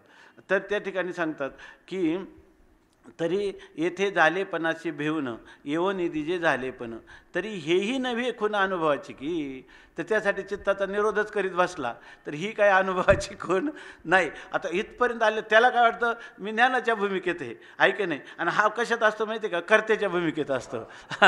हा कर्त्याच्या भूमिकेत असतो, अर्थात भोक्तृत्वाला सत्य धरून कर्त्याच्या भूमिकेत असतो. ज्ञेयाला त्यांनी पूर्णपणे गवसणी घातली असं काही म्हणता येत नाही. संदीप महाराज लक्षात येतं. हे वाटे व्याघ्र आहे तरी हे वाटेशी, फार गोड सांगितलं आहे, हे वाटे व्याघ्र आहे तरी ते वाटेशीच न जावे, तरी काळांतरे पावे ग्रासावया व्याघ्रो. याच्यामध्ये एक मुमुक्षूसाठी एवढी मोठी धोक्याची सूचना आणि इतकी सरळपणाने देतात की ते सांगतात ये वाटे व्याघ्र आहे. एखाद्या माणसाला ह्या वाटेने काय आहे, वाघ आहे, बरोबर ना, ह्या वाटेने वाघ आहे तरी वाटेशी तर न वाजावे, तर त्या वाटेने जायचंच नाही. दोन वाटा फुटल्या, पण कोणी सांगितलं ह्या वाटेवर काय आहे, व्याघ्र आहे, तुम्ही ह्या वाटेने जा. आत्ताच वाघ तिकडे गेला, आता तुम्ही, तो मनुष्य काय करतो, दुसऱ्या वाटेने जाईल, बरोबर ना. ते ये वाटे व्याघ्र आहे तरी ये वाटेशी तर न वाजावे, त्या वाटेने जाऊच नाही. ते म्हणे हा मार्ग केला की नाही, इकडं जर गेलं तर हा स्वरूपाचा जो स्पुंज आहे वृत्तीच्या ठिकाणी, तो आपल्याला धोकेदायक आहे. वृत्तीचा निरोध करू, दुसऱ्या वाटेने जाऊ, बरोबर ना. वृत्तीचा निरोध झाला आणि तो कायमचा निरोध झाला असं होईल तर त्याचं जीवनच नाही राहणार. पुन्हा त्याचं उत्थान होईल का नाही त्याच्यातून, आणि ज्या वेळेला उत्थान होईल त्यावेळेला पुन्हा त्याला ते सुखाची अभिव्यक्ती होईल का, त्या द्वैताची प्रतीती येईल आणि द्वैतापासून होणारं सगळं दुःख अनर्थ सगळं त्याला भोगावे लागतील. पण ते त्यांनी काय केलं की ह्या वाटे, ते जसं ते अकबराने बिरबाला सांगितलं की मी असं मांजर आहे माझं, हे माणसं काय समाधी लावतात, माझं मांजर समाधी लावतं, आणि त्याच्या डोक्यावर पंती दिली तरी हलत नाही असं सांगितलं. त्याप्रमाणे बिरबल म्हणलं पाहतो उद्या. त्यांनी पाहिलं खरंच मांजर आहे, पण ते म्हणे याची समाधी मोडत नाही का राजे साहेब, ते म्हणे याची समाधी कधीच मोडत नाही म्हणे. राजाला काय बिचाऱ्याला, त्यांनी दररोज पाळलेलं मांजर, शिकवलेलं मांजर. त्या जेव्हा बिरबल आला त्यांनी खिशात आणला मेलेला उंदीर, आणि ते आपले किलकिले अर्धोन्मिलित नेत्र केलेले ते मांजर, त्याच्यापुढं त्यांनी अर्ध मेला उंदीर सोडून दिला. त्यांनी ते उंदीर सोडल्याबरोबर त्या मांजरांनी झेप घेतली त्याच्याकडं, आहे की नाही. तसं निरुद्ध चित्त किती वेळ निरुद्ध राहील याच्यामध्ये. म्हणून सांगतात ये वाटे व्याघ्र आहे तरी ये वाटेशीच न वाजावे, ह्या वाटेने जायचं म्हणलं नाही असं जर म्हटलं तरी काळांतरे पावे ग्रासावया व्याघ्र. आता बराच लांब गेला आणि वाघ आला ना त्याच्याच वाटेवर, आहे की नाही, बरोबर आहे की नाही. तसं निरुद्ध मन कधी विक्षिप्त होईल, कधी क्षिप्त होईल, आहे की नाही, त्या ठिकाणी सांगता येत नाही. म्हणून आम्हाला त्या मनाच्या जरी योगशास्त्रांनी 5 अवस्था सांगितल्या, कोणत्या, क्षिप्त, विक्षिप्त, मूढ, बरं ना, मूढ, क्षिप्त, विक्षिप्त, निरुद्ध आणि एकाग्र अशी अवस्था सांगितल्या. आमच्याकडे या चारही अवस्थेना म्हणणं आहे, आहे की नाही. या ठिकाणी कोणतं काय केलं पाहिजे, त्याचा चित्ताचा निरोध नाही करायला पाहिजे, चित्ताचा बाध केलं पाहिजे, आहे की नाही. चित्ताचा बाध कर. निरुद्ध अवस्थेत चित्ताची प्रतीती येत नाही, बरोबर आहे ना, किंवा दुसरा पदार्थ वृत्तीवर येत नाही. आणि बाधित अवस्थेमध्ये येत असतो, पण येत असताना देखील तरी कालिक अत्यंताभावाचा निश्चय असतो. आता त्याला व्यवहारामध्ये सुद्धा त्याची समाधी मोडणारी आहे का कधी, आहे की नाही. ही कोणती चालती बोलती समाधी आहे, ते सहज निर्विकल्प किंवा उत्तमा सहज अवस्था. आणि तेच सांगायचे. आता बघा, तरी काळांतरे पावे ग्रासावया व्याघ्र. काही कालाने पुढे गेला तर वाघ त्याला पुन्हा ग्रास करण्यासाठी येऊ शकतो की नाही, येऊ शकतो. एवम त्याचा ठावची पुसावा, तरीच पावे जे सफल व्हावा. एवम केलेनीची न व्हावा सरला, केलेनीची न व्हावा सरला अधिकारू. आता ही थोडीशी ओवी पहा. एवम त्याचा ठावची पुसावा. आपण काय करावं, त्याचा ठाव ठिकाणात नाहीसा करावं, त्या वाघालाच मारून टाकावं, वाघालाच नाहीसा करावं, आहे की नाही. वाघालाच काय करायचं, नाहीसा करा. तरीच पाहिजे सफल व्हावा, तरच आपल्याला सफलता प्राप्त होईल. नाहीतर कुठं ना कुठं धोका वाघ केल्याशिवाय राहणार नाही. एवम केलेनीची न व्हावा सरलाधिकारू. त्याप्रमाणे आम्ही जे सांगितलं ना, दृष्टी सरळ पाहिजे. सरळ दृष्टीचा पुरुषच याचा अधिकारी आहे. हा सरळतेच्या दृष्टीचा अधिकार कधी प्राप्त होईल, एवम केलेनीच न व्हावा.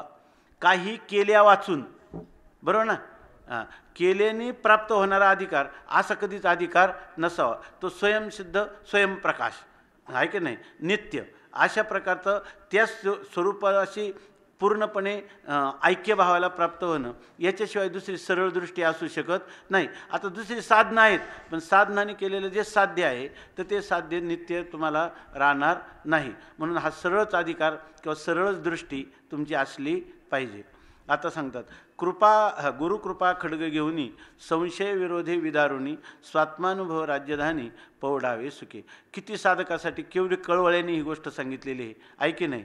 म्हणून त्यांनी सांगितलं तिथं तुम्ही हे अजून तुम्ही म्हणा गुरुकृपा पूर्ण झालेली नाही, आहे की नाही. मग आता मला आवश्यकता कोण आहे, तर याच्यासाठी म्हणून त्या गुरुचं गुरुविन कौन बतावे बाट, एवढं त्या गुरुचा महिमा वर्णन केलेलं आहे. तो महिमा असा आहे का गुरु आणि शिष्यभाव नाहीसा करण्याचं दोन्ही नाही असं सांगणारीच गुरुच आहे. तुमच्या स्वरूपात दोन्ही नाही असं. पण आत्तापर्यंत जी वाटचाल केली ती सुद्धा गुरूंच्याच मार्गदर्शनाखाली केलेली आहे, दुसरी काही नाही. पण गुरुकृपेची पूर्णता अजून झालेली नाही असं त्याचं काय अंतर्मन सांगतं आहे. आणि अशा वेळेला त्यांनी आपल्याला प्राप्त नसताना प्राप्त झालं असं इथं थांबवू नये असं सांगतात. तर ते सांगतात आता मग पुन्हा काय करायचं. आता कालही आपण पाहिलं, याला एकच उपाय आहे की त्या गुरूंच्या चरणाजवळ नतमस्तक होणं. काय उगियाची माथा ठेवी जे चरणी हेची बले, दुसरा कोणताच उपाय नाही. तुम्ही म्हणाल का नाही शास्त्रात हेच सगळं सांगितलेलं आहे, कितीही शास्त्राचं तुम्ही अध्ययन करा, ततकिम ततकिम ततकिम ततकिम गुरोरंग्री पद्मे मनश्चेन्न लग्नम ततकिम ततकिम. काय षडंगादि वेदो बरं मुखे शास्त्रविद्या कवित्वादि गद्यम सुपद्यम करोती आणि गुरोरंग्री पद्मे मनश्चेन्न लग्न, अशा प्रकारची स्थिती आहे. म्हणून सांगतात की गुरुकृपा खड्ग घेऊनी, गुरुकृपेचंच खड्ग तलवार हातात घ्यायची आणि संशय विरोध हे विदारुनी, आणि आपल्याला अंतःकरणात असणारा संशय, त्या संशय आणि आपल्याला असणारे प्रतिबंध त्याचं काय करायचं, विदारण करायचं, छेदन भेदन करून टाकायचं. आणि मग स्वात्मानुभव राज्यधानी पौडावे सुखे, आणि मग आपला आत्मानुभव रूपी जे राज्य आहे आणि त्या राज्याची जे राजधानी आहे त्या राजधानीमध्ये सुखे पौडावे. तुका म्हणे मग नये वृत्ती वरी आणि सुखाचे शेजारी पौडईन, सुखाच्या शय्येवर मी पौडेल, ऐके नाही. ते काही लोक म्हणतात सुखाच्या शय्या वेगळी आणि पौडणारा वेगळाच राहिला ना अखेर, ऐके नाही. अहो जेव्हा त्या सुखाच्या शय्येवर तो पौडतो त्यावेळेस शय्या आणि दोन्हींचाही त्याला पूर्णपणे विसर असतो. म्हणून तुकाराम महाराजांनी उदाहरण दिलं. लोक म्हणतात त्या उदाहरणामध्ये थोडंसं द्वैत दिसतं. आणि हे जे ना सुखरूप होऊन कोणती होई ते सुखरूप होऊन आज सुखाची माझी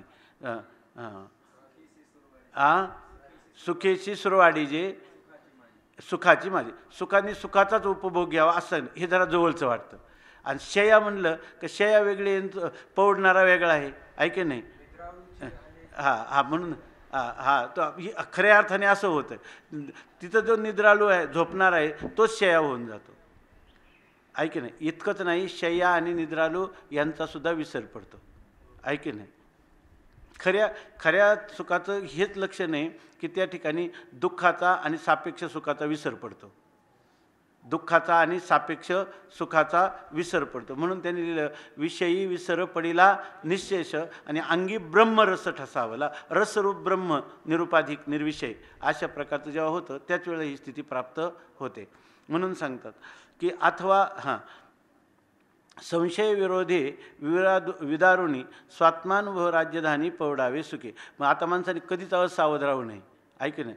ही गोष्ट म्हणून मला कधी कधी असं वाटतं की वेदांतातले जे दोन पक्ष आहे, जीवनमुक्तीला अर्थवाद म्हणतात आणि विधेय कैवल्याला एवढं प्राधान्य देतात, म्हणजे विधेय कैवल्याचा पक्ष घेतात की नाही ते. मग आता हे जर आपण पाहिलं तर अशी स्थितीची जर कोणाला जिज्ञासा असेल तर तो जिवंत असतानाच या स्थितीला जाईल की नाही? ऐकी नाही. जाईल तर तो खरा जीवनमुक्तीचं विलक्षण सुख बघेल की नाही? ऐकी नाही. मग आता तुम्ही त्याला काही म्हणा, त्याच्या निश्चयात काय आहे? जीवनमुक्ती आणि विधेयमुक्ती स्वस्वरूपे विकल्प नसते असं ज्याचा निश्चय झाला, बरोबर ना, हाच पुरुष ही स्थिती बघू शकतो, दुसरा नाही. तुका म्हणे, आम्ही मुक्ती परिणली नवरी आणि आता दिवसचारी खेळी मिळी. त्याचं काही असू द्या, आम्ही जीवनमुक्ती मानतो ना, ज्ञानोबरायाने जीवनमुक्ती मानली, ती जीवनमुक्ती का खरी विधेयमुक्तीच आहे? ती खरी विधेयमुक्ती आहे. ती आहे की नाही? तिला जीवनमुक्ती का म्हणतो? तर तो व्यवहार्य दिसतो आम्हाला म्हणून आहे तर म्हणतो त्याच्याविषयी, कारण का दिसतात. याच्या व्यतिरिक्त तो आहे, स्वरूप आहे आणि दिसतच नाही. आहे की नाही? मग त्याच्याविषयी असं का व्यवहार करतात? तर तो दिसतो म्हणून आहेत. ऐकेन म्हणून त्याला जीवनमुक्त असं म्हणतात. त्याचे श्वासोश्वास चालू आहे. ऐकी नाही. हे विधेयमुक्ती आणि जीवनमुक्तीचंही फार मोठं विश्लेषण करणं किंवा त्याचा प्रयत्न करण्यात वेळ घालवणं ही काही विशेष गोष्ट नाही. ही विधेयमुक्तीच आहे. ज्या वेळेला देह तादात्म्य टाकतो तेव्हा विधेयमुक्त. जीवनमुक्त देहाचं तादात्म्य ठेवतो आणि मेल्यावर जाते असा त्याचा अर्थ आहे का? ज्या क्षणी त्याला खरं ज्ञान झालं त्याच क्षणी त्याचा देहाचा संबंध सुटलेला आहे. त्यामुळे तुम्ही करा घाटापाटा, तसं आहे.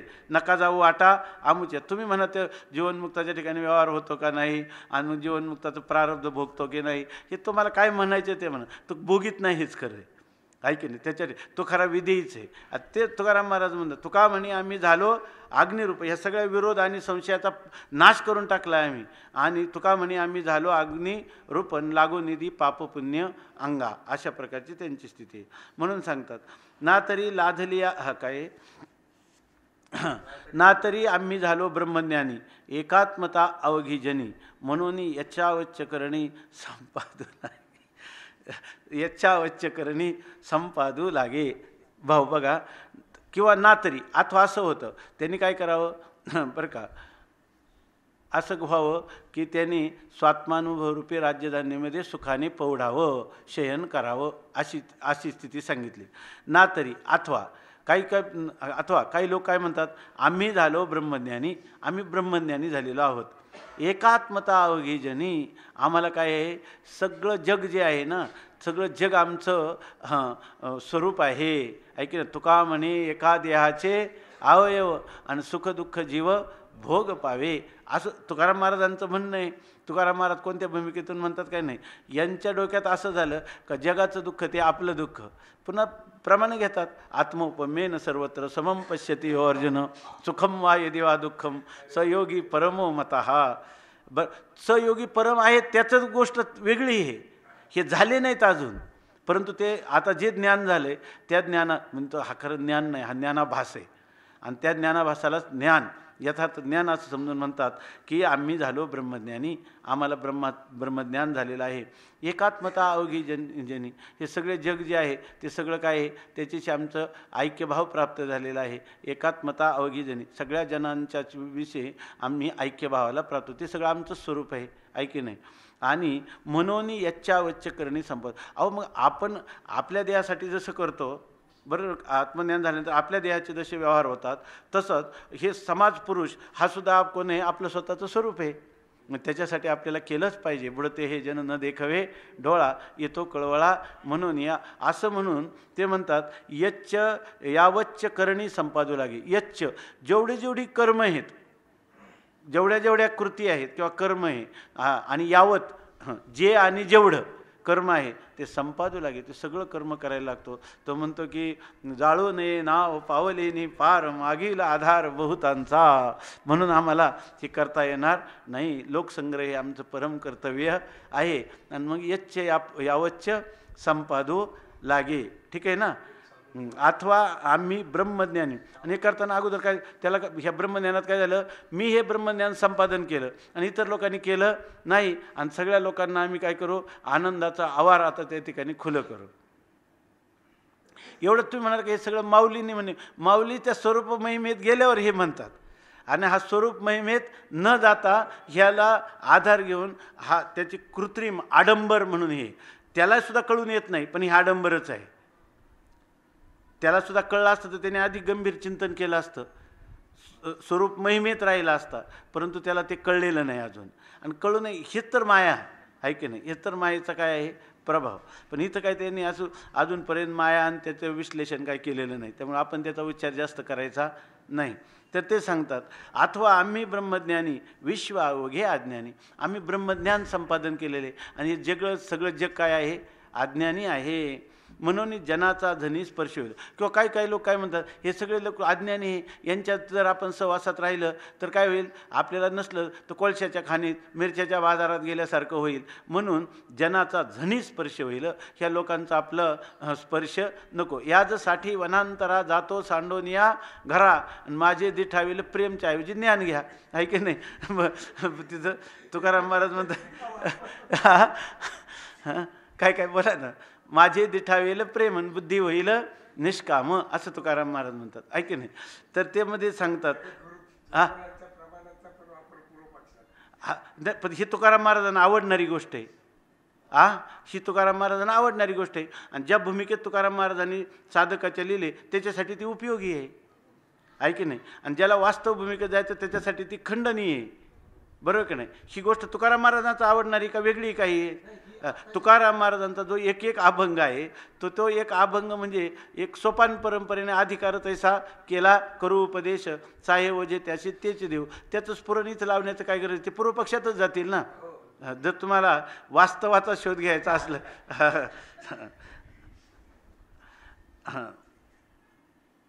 तुकाराम महाराज ते पूर्वपक्षी घेतलेले आहेत आणि त्यांनीच उत्तरपक्ष गाथेमध्ये घेतलेले आहेत सगळे.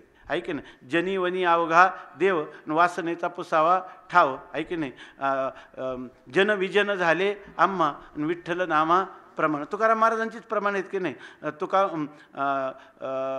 एकांती राहणे विठोसाठी. ऐक लोकमान वमना समान मानणे. एकांती राहणे विठोसाठी. तुकोबाराच म्हणतात का दुसरं कोण म्हणतात याच्यामध्ये. आणि बुडते हे जन न देखावे डोळा कोण म्हणतात, तुकाराम महाराज म्हणतात. याचं शंकरांनीमध्ये खरं चिंतन दिलेलं आहे. हा जो लोकसंग्रह नावाचा भाग आहे, शंकरांनीमध्ये खूप मोठं त्याचं विश्लेषण केलेलं आहे. आणि इतकं निस्संदेह होईल मनुष्य, कधी त्याला जीवनात जर खरा मोक्ष असेल आणि तो जर अवतारी कुटीतला नसेल, त्याला कधीच मनात म्हणजे असा एक सूक्ष्म स्पुंज देखील स्वप्नात येणार नाही का लोकसंग्रह मला करायचा आहे म्हणून. लोकसंग्रह हा फक्त अधिकारी कुटीतल्या अवतारी कुटीतल्या पुरुषांचा ईश्वरी इच्छेने होणारा विषय आहे, असं शंकरानंदांनी स्पष्टपणे सांगितलेले. आता ज्याला ते जड वाटत असेल मग त्याने खुशाल म्हणावं, नाही काही जरी झालं तर आमचं लोकांचं दुःख पाहिलं की आमचं हृदय हां माझ्याजवळ येऊन लोकोद्धारासाठी जो सत्यत्वाने प्रयत्न करीत तो सांग महाराज म्हणून. इथं जर कोणी आला असेल कीर्तन प्रवचन करायचं आणि लोकोद्धार करायचा आणि त्या बुद्धीनं जर कोणी आला असेल तर तो मातीत गेल्याशिवाय राहणार नाही, असं स्वामी महाराज म्हणतात याच्यामध्ये. हां अथवा काय झालं, विश्व अवघे अज्ञानी म्हणून जनाचा धनी स्पर्श होईल. लोकांच्यामध्ये जशी आपली त्या लोकांच्या विषयी ग्राह्य बुद्धी नसावी तशी त्याज्य बुद्धीसुद्धा नसली पाहिजे. पण याला अजून वाटतं की आता काय हे आनंदाचं धन आम्ही किती मिळवलं आहे, आता ते एकांतात राहून नित्य भोगावे की माऊलीची ओळी ना, आम्हाला हे जे ज्ञान मिळाले. तेव्हा हे जे तुकाराम महाराज किंवा माऊलींची संतांची जे पदवी ते अधिकारी कुटीतले आहेत, हे सगळे भगवत अवतार महापुरुष आहे, त्यामुळे त्यांच्यासाठी आहे. पण हे सामान्य जो कसा तरी उभं राहताना दुसऱ्याचा आधार घेतो, उठतो पडतो आणि उभा राहतो, असा जो मुक्तीला प्राप्त होणारा त्याच्यासाठी लोकसंग्रह नाही, त्याने आपल्या स्वरूप महिमेता असावं. हे अगदी शंकरानंदांनी गीतेवरचा भगवत वाक्यांचा वचनांचा पूर्वापार सगळा विचार करून हात दिलेला निर्णय आहे. लोकसंग्रह मेवापी काय शन कर्तुमर्हसी किंवा यज्ञ बुद्धिवेदम जनयेद अज्ञानाम कर्मसंगीनाम, हे जे वाक्य मी कायम त्यांना कर्मातच ठेवायचे याच्यासाठी नाही सांगितलेले. ते त्यांच्यावरची दया हा महापुरुष करू शकतो अधिकारी कोटीतला. तुम्हाला आम्हाला त्याचं सर्टिफिकेट नाही. तुकाराम महाराज सांगतात जे जे झाले अवतार तुका त्यांचे बरोबर आहे की नाही. आम्ही वैकुंठवासी आलो याची कारणाशी त्यांचा लोकसंग्रह किंवा लोकोद्धार हा विषय आहे. सामान्य माणसाचा म्हणजे मुक्त ज्यांनी आपल्या प्रयत्नाने मुक्तता संपादन केले त्याचा हा विषय नाही. आता बघा, अथवा आम्ही ब्रह्मज्ञानी विश्व अवघे अज्ञानी म्हणून जनाचा झनी स्पर्श होईल. लोकांच्यामध्ये गेलं ना, लोक हे काचेचं भांडं आहे तिथं काही धक्का लागला तर मोडूनच जाईल याचं ब्रह्मज्ञान आहे असंच अधुरं असतं. त्यामुळे त्याला त्या लोकांच्यामध्ये जायची भीती वाटते. किंवा कधी कधी काय होतं, कधी कधी ब्रह्माने लोकोद्धार करण्यासाठी आपली आवश्यकता आहे असंही त्याला वाटतं. असंही त्याला हे चिरंजीव पदात सगळं लिहिलेलं आहे. चिरंजीव पदामध्ये याचं सगळं विवेचन केलेलं आहे. वेगळं करायची गरज नाही. चिरंजीव पद वाचलं का 42व्या याचं सगळं चिंतन झाल्यासारखं ते. आम्ही ब्रह्मविद ब्राह्मण येर चांडाळ की अवघे जन आईशे जयाचे ज्ञान हुंबत असे. आम्ही ब्रह्मवेत्ते ब्राह्मण आहोत. आम्ही नुसते ब्राह्मणच नाही, आम्ही ब्रह्मवेत्ते ब्राह्मण आहोत. आणि येर चांडाळ की अवघे जन, आणि सगळे लोक चांडाळ आहेत. दुष्ट नष्ट खाष्ट चांडाळ अशा प्रकारचे आहेत असा हा ब्रह्मज्ञानी म्हणतो. म्हणून ये ऐसे जयाचे ज्ञान असं त्याचं ज्ञान आहे ना, ते हुंबत असे. म्हणजे हम कुछ है असं त्याला म्हणायचं हुंबणं. त्या अशा प्रकारचं आम्ही कोणी आहोत असं त्या ज्ञानाचं त्या ठिकाणी हुंबणं चालू आहे. हुंबरतो म्हणजे त्याच्या ठिकाणी त्याचा स्पुंज सारखा त्याच्या अंतःकरणामध्ये हे स्फुरण होत राहतं. एवम दोही परिजान लादली नाही खुन एवम सळ दृष्टी विन न जोडे शांती. त्या राजाचं उदाहरण घ्यावं आपलं, नाही का, ज्यांनी गुरूंनी सांगितलेलं खुनाचं राजाचं उदाहरण दिलेलं आहे त्याचप्रमाणे घ्यावं. दोही परिजान दोन्ही प्रकाराने लोकांपासून दूर जात असेल किंवा लोकसन्मुख होत असेल, दोन्ही असलं तरी लादली नाही खुन, त्याला खरी आत्मखून लाभलेलीच नाही. एवम सरळ दृष्टी विन न जोडे शांती, त्याची सरळ दृष्टी असली पाहिजे. लोकांच्यामध्ये गेला काय आणि लोकांचा त्याग केला काय हे दोन्ही. तुकाराम महाराज सांगताना मान अपमान गोवे अवघे गुंडोनी ठेवावे. दोन्हीचे त्याच्याशी काही संबंध नाही. हे लोकमान वमना सन्मानाने हे पण नाही, आहे की नाही. आणि बुडते हे जन न देखवे डोळा, किंवा तुका म्हणे एका देहाचे अवयव आत्मोपमेन सर्वत्र, हेही पण त्याच्या ठिकाणी नाही. म्हणून खरंच सांगा बरं, खरी शांती ह्या दोन्हीपैकी कशाने प्राप्त होईल? कशानेच प्राप्त होणार नाही. का उलट विक्षेप निर्माण करून घेऊ, विक्षेप निर्माण होईल, आहे की नाही. समजा त्यांची वाटा सोडली तर पुढं जाऊन वाघ पुन्हा काय होईल, आडवा येईल आणि अंतराय केल्याशिवाय राहणार नाही. त्यापेक्षा सरळ मार्गाने चालले दोन्ही मार्गाला सोडून दिलं तर ते चांगलं आहे. म्हणून ते म्हणतात की सरळ दृष्टीवेनं न जोडे शांती. तुम्हाला काय पाहिजे? शंतनोती ती शांती, जिच्यामध्ये केवळ कल्याण मंगल आहे अशी एकच स्थिती आहे, ती आत्मस्थिती आहे. तिला सोडून तुम्ही लोक आहेत आणि त्यांचा त्याग आणि ग्रहण ह्या कोणत्याही ह्याच्यामध्ये पडले तर तुम्हाला सरळ शांती कधी, सरळ दृष्टी वाचून ही शांती कधीच मिळत नाही. सरळ दृष्टी म्हणजे केवळ दृष्टी, केवळ आत्म्याची दृष्टी. आणि ती आत्म्याची दृष्टी म्हणजे या ठिकाणी आत्म्याची दृष्टी म्हणजे आत्माला दृश्य करून झालेली दृष्टी नाही. जी दृष्टी आत्मस्वरूपाच्या ठिकाणी तद्रूपतेला प्राप्त झालेली ती खरी सरळ दृष्टी, की ज्या ठिकाणी आत्म्या वाचून दुसरा पदार्थच उरलेला नाही, अशी ही सरळ दृष्टी. असं या सरळ दृष्टीचं विश्लेषण आत्तापर्यंत केल्यावरून होतं की नाही या ठिकाणी. त्या दुसरी दृष्टी कोणतीच नाही. शास्त्रदृष्टीनं म्हणत नाही, अनुभव दृष्टीनं म्हणत नाही, बरोबर ना, आणि युक्तिदृष्टीनंही म्हणत नाही. आत्तापर्यंत चिंतन काय करतात? शास्त्र समोर आहे, युक्तीची बीड आहे, शास्त्राची बीड आहे, नंतर अनुभवाच्या स्वरूपाची बीड आहे. आता अनुभव रूप झालेला आहे, त्याचा अनुभव घ्यायला कोण आहे? आणि ही जी दृष्टी आहे हीच खरी सरळ दृष्टी आहे की नाही. म्हणजे ज्याची दृष्टी अनुभवाशी सामरस्याला प्राप्त झाली ती सरळ दृष्टी. त्याच्या वाचून कुठेही जरी दृष्टी गेली तर ती दृष्टीची नव्हे. तसे पण माऊलीची एक वेळ दिठी ती दिठीची नव्हे, असं आहे का? आमोचे देखे ते दिठीची नव्हे. नाही, ही मला ही अमृत अनुभवातली तू आता पुढे येणार आहे. आमुची करवे गोठी, आमची गोष्ट करावी अशी शब्दसृष्टीच अजून झाली नाही. आणि आम्हाला वृत्तीला विषय करावं अशा प्रकारची दृष्टीच आतापर्यंत निर्माण झाली नाही. ऐक नाही असं सांग याच्यात ओव्यासुद्धा बरोबर त्याच येतात जुळून. ऐक नाही याचा अर्थ हा ग्रंथ जो आहे तो त्याचं स्पष्टीकरण करीत आहे म्हणजे करील. ऐक नाही असं दिसतं. अथवा आम्ही ब्रह्मज्ञानी हे रे विश्व अवघे अज्ञानी म्हणून जनाचा जनी स्पर्श होईल. आम्ही ब्रह्मविद ब्राह्मण एर चांडाळ की अवघे जन आयसे जयाचे ज्ञान हुंबत असे.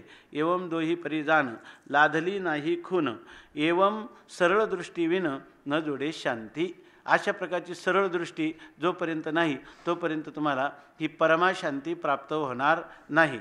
ना तरी लाधली अवसान विसर जावे कर्माचरण अहो या वाक्याचा अर्थ जाण न कळेची तया.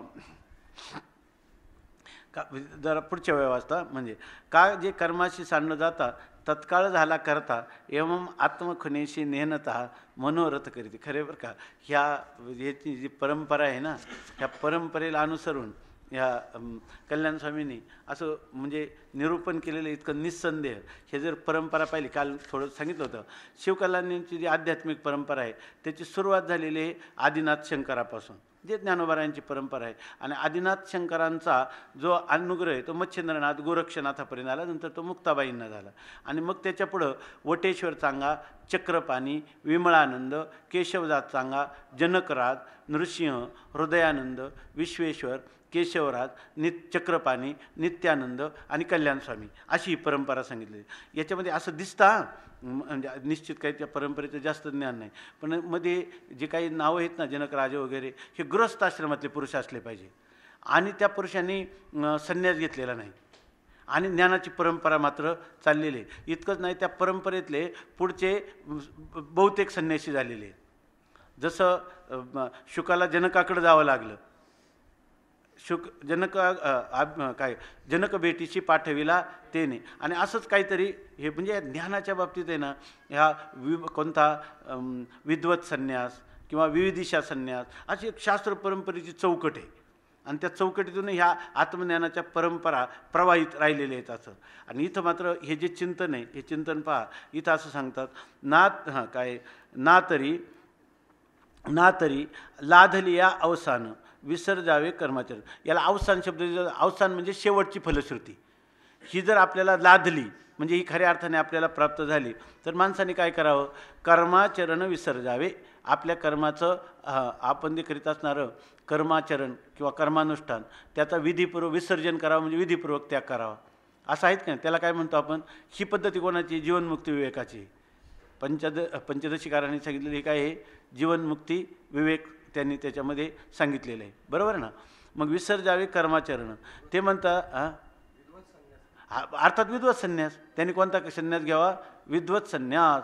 एक तर त्यांची चौकट कोणती आहे संन्यास श्रवणम करूयात. संन्यास घेऊनच श्रवण करावं म्हणजे विदिशा संन्यास. आणि समजा एखाद्या ग्रस्ताश्रमी पुरुष असला किंवा ब्रह्मचार्यातूनही जरी त्याला ज्ञान झालं तरीसुद्धा कोणी असो तर त्यांनी काय करावं यदरेव विरजित तदरेव प्रव्रजित असं जसं सांगितलं आहे तसं त्या पुरुषांनी आपल्या जीवनमुक्तीच्या विलक्षण सुखासाठी या ठिकाणी विविदिशा संन्यास करावा विधीपूर्वक कर्माचा त्याग करावा ऐक असं सांगितलेलं आहे. आता त्याला कर्माच्या त्यागाने काही त्यांनी लिहिलं कर्माचा त्याग केला त्यांनी त्याला काही ज्ञान व्हायचं का ज्ञान झालेलं आहे. मग त्याचं कशासाठी तर प्रतिबंध निवृत्तीसाठी. दुसरी गोष्ट जीवनमुक्तीच्या विलक्षण सुखासाठी किंवा जीवनमुक्तीच्या विलक्षण सुखाच्या आड येणाऱ्या प्रतिबंधाच्या निवृत्तीसाठी. कारण ज्यावेळी तो संन्यास घेतो त्याच वेळेला त्याच्या सगळ्या प्रतिबंधाची काय होते निवृत्ती होते असं त्या संन्यास दीक्षित सामर्थ्य असं शास्त्रात वर्णन केलेलं आहे. आता हे ग्रंथकार काय म्हणतात का ना तरी लाधली अवसान विसर जावे कर्माचरण. हे कोणी काही वादग्रस्त काही म्हणू नका कोणाला वाटलं तरी घ्या त्याची काही आवश्यकता नाही. तर ते म्हणतात विसर जावे कर्माचरण. त्यांनी कर्माचं काय करावं विधीपूर्वक विसर्जन नाम परित्याग करावा. अहो या वाक्याचा अर्थ जाणं न कळेची तया. अहो ज्या वेळेला हा जो मनुष्य काय हे आत्तापर्यंत ज्याला सर्वदृष्टी प्राप्त झाली नाही आणि त्याला खरं आत्मज्ञान झालं नाही असा पुरुष बरोबर ना ह्या ज्ञानाने जर म्हणायला लागला की काय करायला पाहिजे आता विद्वत संन्यास करायला पाहिजे तर ते म्हणतात या वाक्याचा अर्थ जाणं न कळेची तया. लाधलिया अवसर फलश्रुती झाल्यावर विद्वत संन्यास केला पाहिजे हा जे शास्त्राचं वचन आहे याचा अर्थच त्याला कळलेला नाही. याचा अर्थच त्याला कळलेला नाही. कारण काय, काजे कर्माशी सांडो जाता तत्काळ झाला करता एवम आत्मखुनेशी नेनता एवम आत्मखुनेशी न कळता मनोरथ करीती असं सांगतात. का आता तो काय म्हणतो, मग आता विधीपूर्वक कर्माचा त्याग करतो म्हणजे कर्माला टाकायचं की नाही, हा झाला का नाही करता, तात्काळ झाला करता.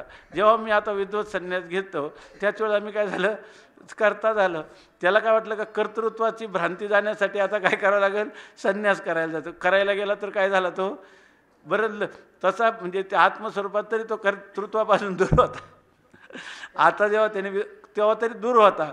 आता जेव्हा त्यांनी विद्वत संन्यासाचा आग्रह धरला त्याच वेळेला तो तत्काळ करता झाला. कर्तृत्व तर त्याच्या मानगुटीवर येऊन बसलं. ऐके नाही याच्यामध्ये, काजे कर्माशी सांडो जाता तत्काळ झाला करता एवम आत्मकोनेशी नेहनता.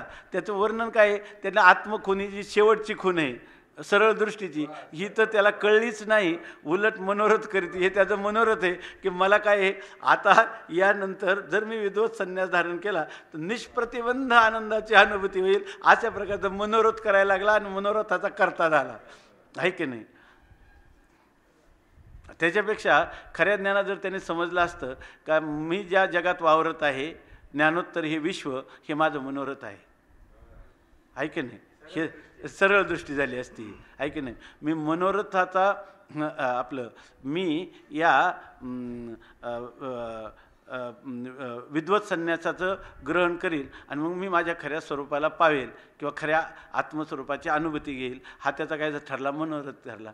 आणि तिथं जर तो म्हणला असता जग हे काय हे शास्त्रकार म्हणतात, चिंतन करता करता योग वासिष्ठासारख्या ग्रंथाचं चिंतन करताना तो म्हण जगत सत्य तर नाही, स्वप्नाप्रमाणे मिथ्या नाही, मनोरथाप्रमाणे दृष्टीसृष्टीवाद आहे.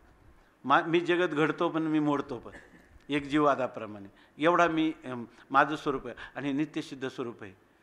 आहे की नाही. घडी मोडी हेळा मात्रे पाप पुण्य संचित आहे, माझंच वर्णन आहे. आहे की नाही. हे का दुसरं कोणाचं वर्णन आहे. असं जर म्हणलं असता तर संन्यासाची तरी त्याला आवश्यकता होती का, नाही. म्हणून शंकरानंदांनी जे सनातनी याचे काय त्याला म्हणतो पक्षपाती असे संन्यासी, संन्यास धर्माचे, सनातनी वैदिक धर्माचे, त्यांनी सांगितलं असं कधीच होऊ शकत नाही का गृहस्थाश्रमात ज्ञान होत नाही. त्याच्यावर त्यांनी किती किती हे केलं. गृहस्थाश्रमातच ज्ञान होतं असं तुम्हाला, आपलं होत नाही असं तुम्हाला म्हणता येणार नाही, कारण अनेक शास्त्रातल्या गोष्टींना विरोध येतो. तिथंच येतं शुचिनाम श्रीमताम गे योग भ्रष्टो बी जायते अथवा योगिनामेव कुले भवती धीमताम. ये दुर्लभम काय येतद्दि दुर्लभ तरम लोके जन्म यदि दृश्यम असं म्हटलेलं आहे. आता जो सनातन धर्मामध्ये येणारा असा पुरुष, जो योगभ्रष्ट पुरुष ज्याच्या कुळात येतो, त्याचे पिता हे ज्ञानी एक अज्ञानी सांगितलं, ज्ञानी सांगितलेले. याचा अर्थ कृष्ण परमात्म्याच्या मुखतः सिद्ध होतं की या ठिकाणी गृहस्थाश्रमात ज्ञान होतं. त्यामुळे तुम्हाला ह्या गोष्टीचं काय असं शास्त्रार्थाने सुद्धा ही गोष्ट सिद्ध होत नाही. मग हा करता झालाच की नाही.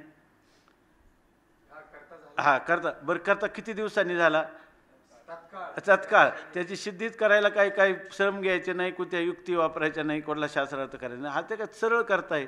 काय मी आता विद्वान संन्यास घेतला, मला गरज नव्हती पण घेतला, आहे की नाही. आणखी मग अहंकार कसा आहे, अहंकार कसा माणसाला फसवत असतो हे कळत नाही ना. अथवा ज्ञानी अशी विधिनिषेध नाही, परी लोकसंग्रहार्थ करावे काही, याही वाक्याचा अर्थ पाही रचना मात्र. आणि तो म्हणतो खरं काय माहिती आहे का, परंतु काय ते ना लोकांप्रती आचरून दाखवावं, माऊलीची वय ना. देखे प्राप्तार्थ जरी झाले, दे निष्कामता पावले, तयाही कर्तव्य असे उरले लोकालागी. आणि माऊलीसुद्धा म्हणतात की जीवनमुक्त ज्ञानी जरी झाले पावन, तरी दिव्यतीर्थ भजन न सांडिती. निवृत्तीनाथ महाराजांना त्यांनी सांगितलं काय अजून कोणतं प्रवण कालपर मार्गी अंधा सरिसा, पुढे देख नाही चाले तैसा, आज्ञाना प्रगटावा धर्मो तैसा आचरोणी. अशा प्रकारचं हे सांगतात, ऐके नाही. आणि एक समाधीच्या अभंगामध्ये मला वाटतं हां हां प्रत्यवाय आहे अशास्त्री चालता पावन अवस्था जरी झाली, अशी प्रमाण आहेत, आहे की नाही. या प्रमाणाला म्हणून ते म्हणतात. अथवा असं म्हणतो विधी निषेध नाही. ज्ञानी तर काय आहे, निस्त्रय गुणे पथी विचारताम को विधी को निषेध. जो त्रिगुणातीत झालेला त्याला कुठला विधी आणि निषेध, असं श्रुतीचं काय आहे, वचन आहे. आणि जरी श्रुतीचं हे नाही हे स्तोत्र आहे, आचार्यांचं स्तोत्र आहे. निस्त्रय गुणे पथी विचारताम को विधी को निषेध, हा असं स्तोत्र आहे. आणि तो काय म्हणतो की अथवा ज्ञानी अशी विधी निषेध नाही. ज्ञानाला विधी आणि निषेधाचा ज्ञानीपुरुष विषय होत नाही. परंतु परी लोकसंग्रहार्थ करावे. परंतु का लोकसंग्रह व्हावा, लोक उन्मार्गगामी होऊ नयेत, याच्यासाठी आम्हाला ते करायचं ते. आणि त्यासाठी आम्ही हा काय केलेला आहे, विद्वत संन्यास घेतला किंवा आम्ही कर्म करतो, असं तो जे म्हणतो तेही याही वाक्याचा अर्थ पाहिजे रोचनामध्ये. हे जे वाक्य आहेत ना, लोकसंग्रह मेवापी संपशन करतो महारसे, इथं स्पष्टपणे नित्यानंद के दीपिके म्हणतात हा रोचना मात्र हे अर्थवाद आहे. हा काय आहे, अर्थवाद आहे. रोचनामध्ये आहेत ना, त्यांची पुष्पिता वाणी जशी आहे तशी ही काय आहे, रोचना मात्र वाणी आहे. स्वतंत्रता लाधला विरोध दयाचा मोडला, जालेपणाचा उतरला फुंजूची ज्याचा, त्याने आपण पेविन काही लोकोची देखील नाही, तयाशी एवढे ओझे काही लोकसंग्रहाचे. एवढे 2 वेळा सांगू का, कारण छोट्याच आहे. ते म्हणतात जो स्वतंत्र झाला म्हणजे ज्याची सत्ता, ज्याचा आनंद, ज्याचं ज्ञान हे आता कोणावरच अवलंबून नाही, असा स्वतंत्र म्हणजे आत्मरूप ब्रह्मरूप आत्मा, आत्मरूप ब्रह्मस्वरूप त्याला तो प्राप्त झाला. आणि विरोध दयाचा मोडला, त्याला विरोध कोण आहे, स्वतंत्राला काय विरोध आहे, त्याचा सगळा विरोधही मोडलेला आहे. आणि झालेपणाचा उतरला फुंजूची ज्याचा, आणि ज्याला मी आता पूर्वी बद्ध होतो आणि मी मुक्त झालो, अशा झालेपणाचा जो स्फुंज म्हणजे स्फुरण आहे तेही ज्याचा उतरला, ती त्याचं निघून गेलं. दोन्ही राहिले का त्याला, आता काहीच राहिलेलं नाही. तेने असा जो पुरुष आहे आपल्या स्वरूपमहिमेत राहणारा स्वयंमहिमे प्रतिष्ठिता, तो कोणाला पाहतो, तेने आपण पेविनं काही लोकोची देखील नाही. तो कोणाला पाहतो, फक्त यस्त्वा आत्मरतिरेव आत्मतुष्टी, आत्मनीच संतुष्ट, तो आत्म्यावेळेला दुसरं काही पाहतच नाही. ऐक मग लोकोची देखील नाही. त्याला लोक दिसला का कुठं, आत्मज्ञानी पुरुषाला तो आत्मज्ञानी काय ब्रह्मविद ब्रह्मैव भवती, तो ब्रह्मरूप झाला, त्याला ब्रह्माच्या अतिरिक्त काही दिसतंय का आता, नाही. मग लोक दिसतो का त्याला, लोक त्याला दिसत नाही. तुम्ही ज्याला लोक म्हणता त्याला काय म्हणतो, तो मी, त्याला काय म्हणतो, मी ब्रह्म म्हणतो. त्याला लोक म्हणून वेगळा उरलाय का, लोकोची देखील नाही. आणि मग हा काय करायला निघाला, लोकसंग्रह.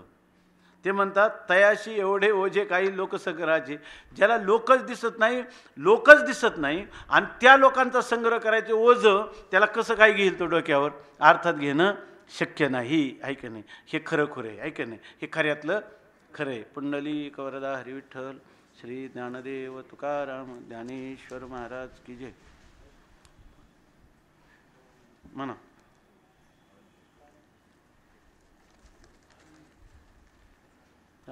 अरे हो, हां पारायण. असं समजायचं नाही का आता ज्ञानेश्वरी चालत नाही, आपलं पारायणच होतं. हे ज्ञानेश्वरीच्या पहिल्या वेळीचं दुसऱ्या वेळीचं स्पष्टीकरण आहे. आता ओव्या जास्त घ्यायच्या नाही, सरळ अनुवाद करायचा. हे ओम नमोजी आद्या वेद प्रतिपाद्या जय जय स्वसमेद्या आत्मरूपा देवा, आणि तुची गणेशू सकलार्थमती प्रकाशू म्हणे निवृत्ती दासू अवधारी जो, ऐके नाही. याच्यात काय आहे, हे शब्द ब्रह्म आशेष त्याची मूर्ती सुयश. आता होईल सुरू हळूहळू, त्याचं थोडक्यात ह्या वेळेला काही चिंतन जास्त करायचं नाही विस्तारण. हे अमृतानुभव म्हणजे ज्ञानेश्वरीचंच जे काय आहे चिंतन तेच चाललं. ज्ञानेश्वरीचं उद्दिष्ट जे आहे त्याच्यासाठी नाही का. ज्ञानेश्वरी कशासाठी, अनुभव अमृतासाठी, अमृतानुभवासाठी, आहे की नाही. अमृतानुभव झालं म्हणजे ज्ञानेश्वरी चालू आहे. पाहू नंतर म्हणा. अरे हो हो.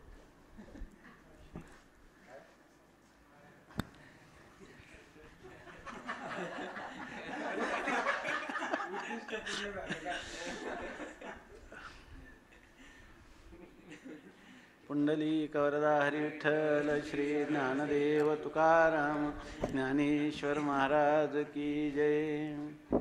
वंशी विभूषित करान्नवनीरदाभात पीतांबरादरुणबिंबफलाधरोष्ठात् पूर्णेन्दु सुन्दरमुखादरविन्दनेत्रात् कृष्णात् परं किमपि तत्त्वं न जाने। श्रीगणेशाय नमः। श्रीसरस्वत्यै नमः। श्रीविठ्ठलाय नमः। श्रीमातापितृभ्यां नमः। श्रीगुरुभ्यो नमः। ॐ नमो भगवते वासुदेवाय। रामकृष्ण हरि रामकृष्ण हरि रामकृष्ण हरि। संजय उवाच तं तथा कृपयाविष्टमश्रुपूर्णाकुलेक्षणं विषीदन्तमिदं वाक्यमुवाच मधुसूदनः। मग संजयो म्हणे राया ते ऐके तो पार्थू तेथे शोकाकुल रुदना ते करीतू असे ते कुळ देखोनी समस्त स्नेह उपनले अद्भुत तेने द्रवले असे चित्त कवने परी जैसे लवण जळे झळंबले नातरी अभ्रवाते हले तैसे सधीर परी विरमले हृदय तयाचे म्हणवणी कृपा कळीला दिसतसे अति कोमाईला जैसा कर्दमी रूपला राजहंस तया परी तो पंडुकुमारू महामोहे अति जर्जरू देखो श्री शारंगधरू काय बोले। श्री भगवानुवाच कुतस्त्वाकश्मलमिदं विषमे समुपस्थितम् अनार्यजुष्टमस्वर्ग्यमकीर्तिकरमर्जुना। म्हणे अर्जुनादि पाही ते उचित काही ये ठाई तू कवन हे काही करीत आहासी तुझ सांगे काय जाहले कवन उणे आले करिता काय ठेले खेदू काही सा तू अनुचिता चित्तने दिसी धीरू कही न संडिसी तुझे निनामे अपयशी दिशा लंघिजे तू शूरवृत्तीचा ठावो क्षत्रिया माझी रावो तुझिया लाठेपणाचा लोकी तुवा संग्रामी हरू जिंकिला निवात कवचाचा ठावो फेडिला पवाडा तुआ केला गंधर्वांसी पाहता तुझे निपाडे दिसे त्रैलोक्य ही थोकडे ऐसे पुरुषत्व चोखडे पार्था तुझे तो तू कियाजी येथे सांडून या वीरवृत्ती ते अधोमुख रुदना ते करी तू असे विचारी तू अर्जुनो की कारुण्ये की जसे दिनू सांग पांधकारे भानु ग्रासिला थी ना तरी पण मेघाशी बिये की अमृताशी मरण आहे पाहे पाय इंधन तिगळणी जाये पावकाते की लवणीची जळविरे संसर्गे काळकूट मरे सांग पा महाफळी दरदुरे गिळीजे काही सिंहासी झोंबे कोल्हा ऐसा पाडवाथी के झाला परितो त्वासाच केला आजीथ म्हणून या झोन्या अर्जुना जणे चित्त दिसी आहिना वेगी धीर करून या मना सावधू होई सांडी हे मूर्खपण उठी घे धनुष्यबाण संग्रामी हे कवण कारुण्य तुझे हा गा तू जाणता तरी न विचारसी का आता सांगे झुंजा वेळे सदयता उचित काही हे असतीये कीर्तिसी नाशू आणि पारत्रिकासी अपभ्रंशू म्हणे जगन्यवासु अर्जुना ते क्लैब्यमास्मगम पार्थ नैतत्वयुपपद्यते क्षुद्रं हृदय दौर्बल्यं त्यक्तोत्तिष्ठ परन्तप म्हणून शोको न करी तू पुरता धीरू धरी हे शोच्यता विहिरी पंडुकुमारा तुझ नव्हे हे उचित येणे नासेल जोडले बहुत तू अजून तरी हित विचारी पा येणे संग्रामाचे अवसरे येथ कृपाळूपण नुपकरे हे आताची काय स्वयरे झाले तुझ तू आधीची काय नेणसी की हे गोत्र ओळखसी वायाची काय करीसी अतिशो आता आजीचे हे झुंज काय जन्मानवल तुझ हेच परस्परे तुम्हा व्याज सदाची आथी तरी आता काय जाहले काही स्नेह उपनले हे निणजे परी केले अर्जुना तुआ मोह धरलिया ऐसे होईल जे असती प्रतिष्ठा जाईल आणि परलोक ही अंतरेलाही केसी हृदयाचे ढिलेपण एथनिकयासी नवे कारण हे संग्रामी पतन जान क्षत्रियांशी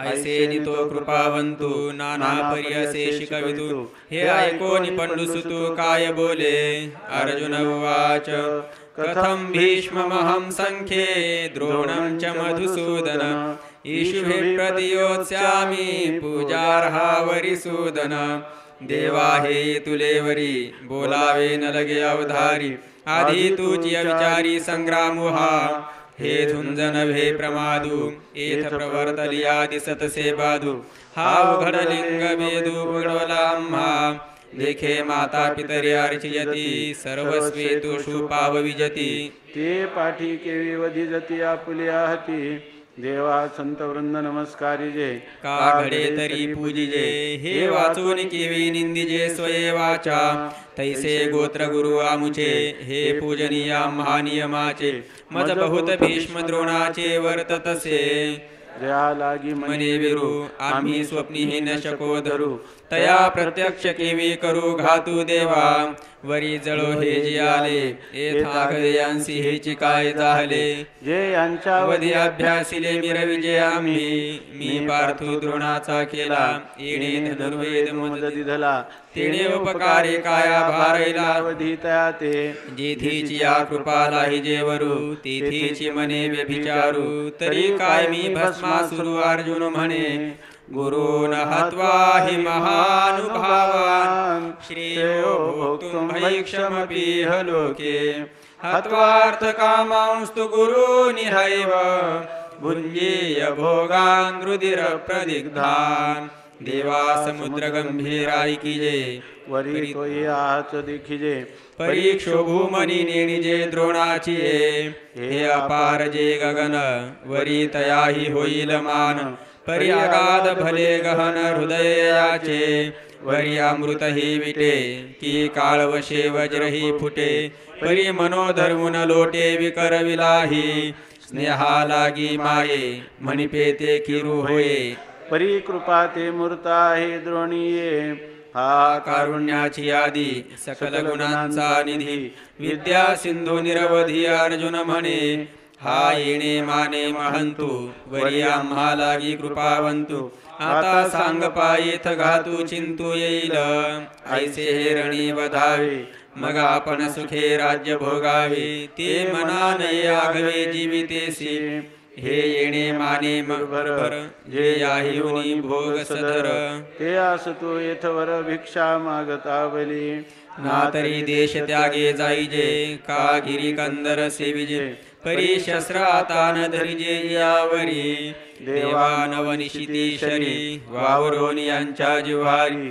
भोग किवसावे रुधिरी बुडाले जे ते काढून काय किजती लिप्त किवी सेविजती मज नये हे उपपत्ती याची लागी ऐसे अर्जुन ते अवसरी म्हणे श्री कृष्णावधारी परिते मना नयेची मुरारी ऐकोनिया हे जाणून पार्थू बिहाला मग पुनरपी बोलो लागला म्हणे देवो का चित्तया बोला न चैतद्विद्मः कतरन्नो गरीयो यद्वा जयेम यदिवानो जयेयुः यानेव हत्वा न जिजीविषामस्तेव स्थिताः प्रमुखे धार्तराष्ट्राः एरवी माझ्या चित्ती जे होते ते मी विवरोनी बोलिलो येथे परिनिके काय या परवते ते तुम्ही जाणा पै विरुजयासी ऐकिजे आणि या बोलीची प्राणू सांडिजे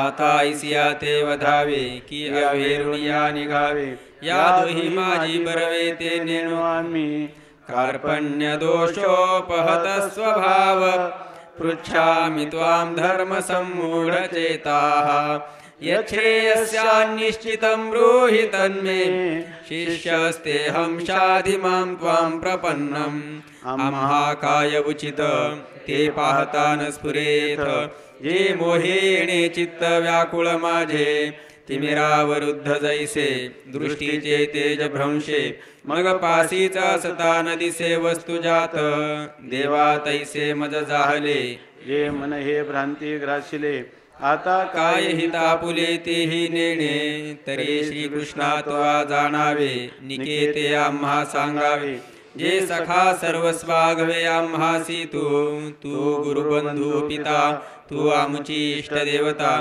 तूची सदा रक्षिता आपदी आमुते जैसा शिष्या ते गुरु सर्वथा नेणे अव्हेरू की सरिता ते सागरू त्यजी किवी ना तरी अपत्या ते माये सांडोनी जरी जाय तरी ते कैसे निजी ऐके कृष्णा तैसा सर्वा परी आम्हासी देवा तुची एकाहासी आणि बोलिले जरी न मानिसी मागील माझे तरी उचित काय आम्हा जे विचारे ना धर्मा ते झड करी पुरुषोत्तमा सांगे आता नहि प्रपश्यामि ममापनुद्यात् यच्छोकमुच्छोषणमिन्द्रियाणाम् अवाप्य भूमावसपत्नमृद्धं राज्यं सुराणामपि चाधिपत्यम् हे सकळ कुळ देखोनी जो शोकूपनला सेमनी तो तुझिया वाक्या वाचूनी न जायानिके एथ पृथ्वी तळापू होईल हे महेंद्र पद ही पाविजेल परी मोहान फिटेल मानसीचा जैसी बीजे सर्वथा आळली ती सुक्षेत्री जरी पेरिली तरी न विरडती सिंचली आवडे तैशी ना तरी आयुष्य पुरले आहे तरी औषधे काही नोहे एथ एकची उपेगा जाये परमामृत तैसे राज्य भोग समृद्धी उज्जीवन नोहे ये बुद्धी एथ जिवाळा कृपानिधी कारुण्य तुझे ऐसे अर्जुन तेथ बोलिला जब क्षण एक भ्रांती सांडिला मग पुनरपि व्यापिला उर्मी तेने की मज पाहता उर्मी नोहे हे अनारिसे गमताय तो ग्रासिला महामोहे काळ सर्पे सवरम हृदय कल्हारी तेथ कारुण्य वेळेच्या भरी लागला म्हणून लहरी भांजेची ना हे जाणून ऐशी प्रौढी जो दृष्टी सवेची विषफेडी तो धावया श्रीहरी गारुडी पातलाखी तैसिया पंडुकुमारा व्याकुळा मिरवतसे श्रीकृष्ण जवळा तो कृपावशी अवलीळा रक्षिलाता म्हणून तो पार्थू मोह फणिग्रस्तू म्या म्हणितला हा हेतू जाणून या मग देखा तेथ फाल्गुन घेतला से भ्रांती कवळून जैसा घनपटळी भानु आच्छादिजे तया परी तो धनुर्धरू जाहरासे दुखे जर्जरू जैसा ग्रीष्मकाळी गिरिवरू वनवला का म्हणून सहजे सुनीळू कृपाकृते सजळू तो वळलासे श्री गोपाळू महामेघू तेथ सुदर्शनांची द्युती तीच विद्युल्लता झळकती गंभीर वाचा ती आयती गर्जनेची आता तो दार कैसा वर्षेल तेने अर्जुना चळून वेल मग नवी विरुडी फुटेल उन्मेषाची ते कथा ऐका मनाची आराणुका ज्ञान देहो म्हणे देखा निवृत्तिदासू संजय उवाच एवमुक्त्वा ऋषिकेशं गुडाकेश परन्तप न योत्स्य इति गोविंद मुक्त्वा तूष्णीं बभूव ऐसे संजयो ऐसे सांगतू म्हणे राया तो पार्थू पुनरपि शोकाकुळितू काय बोले ऐके सखेदू बोले श्रीकृष्णा ते आता नाळवे तुम्ही माते मी सर्वथा न झुंजे थे भरवसेनी ऐसे की हळा बोलिला मग मौन धरुनी ठेला तेतच कृष्णा विस्मो पातला देखो नितया ते तमुवाच ऋषिकेश प्रहसन्निव भारत सेनयोर्भयोर्मध्ये विषेदन्तमिदं वचः मग आपुला चित्ते म्हणे एथ हे काय आदरिले येणे अर्जुन सर्वथा काही नेणे काय कीजे मजे आता कवणे परी कैसे निधीरू स्वीकारी जैसा ग्रहाते पंचाक्षरी अनुमानिका नातरी असाध्य देखो व्याधी अमृता समदिव्य औषधी वैद्य सूची निरवधी निदानीची तैसे विवरितू असे श्री अनंतू तया दोन्ही सैन्य हातू जया परी पार्थू भ्रांती सांडी ते कारण मनी धरिले मग सरोष बोलो आदरिले जैसे मातेच्या कोपी थोकुले स्नेहाथी की औषधाची या कडवटपणी जैसे अमृताची पुरवणी ते आहाच न दिसे परी गुणी प्रकट होय तैसे वरी वरी पाहता उदासे आत तरी अति सुरस ते वाक्ये ऋषिकेशे बोलो आदरिली श्री भगवान वाच अशोचानन्वशोचस्त्वं प्रज्ञावादांश्च भाषसे गतासून गतासूंश्च नानुशोचन्ति पंडिताः मग अर्जुना ते म्हणितले आम्ही आजी हे नवल देखिले जे तुवा येथादरिले माझारीची तू जाणता तरी म्हणविसी परी नेणवे ते न संडीसी आणि शिकवो म्हणो तरी बोलसी बहुसाल नीती जात्यंधा लागे पिसे मग ते सैरा धावे जैसे तुझे शहाणपण तैसे दिसतसे तो आपण पेतरी नेनसी परिया कौरवा ते शोचू पाहासी हा बहु विस्मयाम्हासी पुढत पुढती तरी सांग पार्जुना तुझ पासून स्थिती या त्रिभुवना हे अनादि विश्वरचना ते लटके काही एक समर्थू एकाथी तयापासून भूते होती तरी हे वायाची काय बोलते जगा माझे हो का सांप्रतायसे झाले जे हे जन्म मृत्यू तुवा सृजिले आणि नाशू पावे नाशिले तुझे निकाई तू भ्रमलेपणे अहंकृती यासी घातून धरिसी चित्ते तरी सांगे काही हे होती चिरंतन की तू एकवधिता आणि सकळ लोक हा मरता ऐसी भ्रांती जणे चित्ता येवो दिसी अनादि सिद्ध हे आघवे होत जात स्वभावे तरी तू आकाशोचावे सांगे मज परी मूर्खपणे नेणसी न चिंतावे ते चिंतिसी आणि तुझी नीती सांगसी आम्हा प्रती देखे विवेकी जे होती ते दुही तेही न शोचिती जे होय जाय हे भ्रांती म्हणून या पुंडली कवरदा हरी विठ्ठल श्री ज्ञानदेव तुकाराम ज्ञानेश्वर महाराज की जय।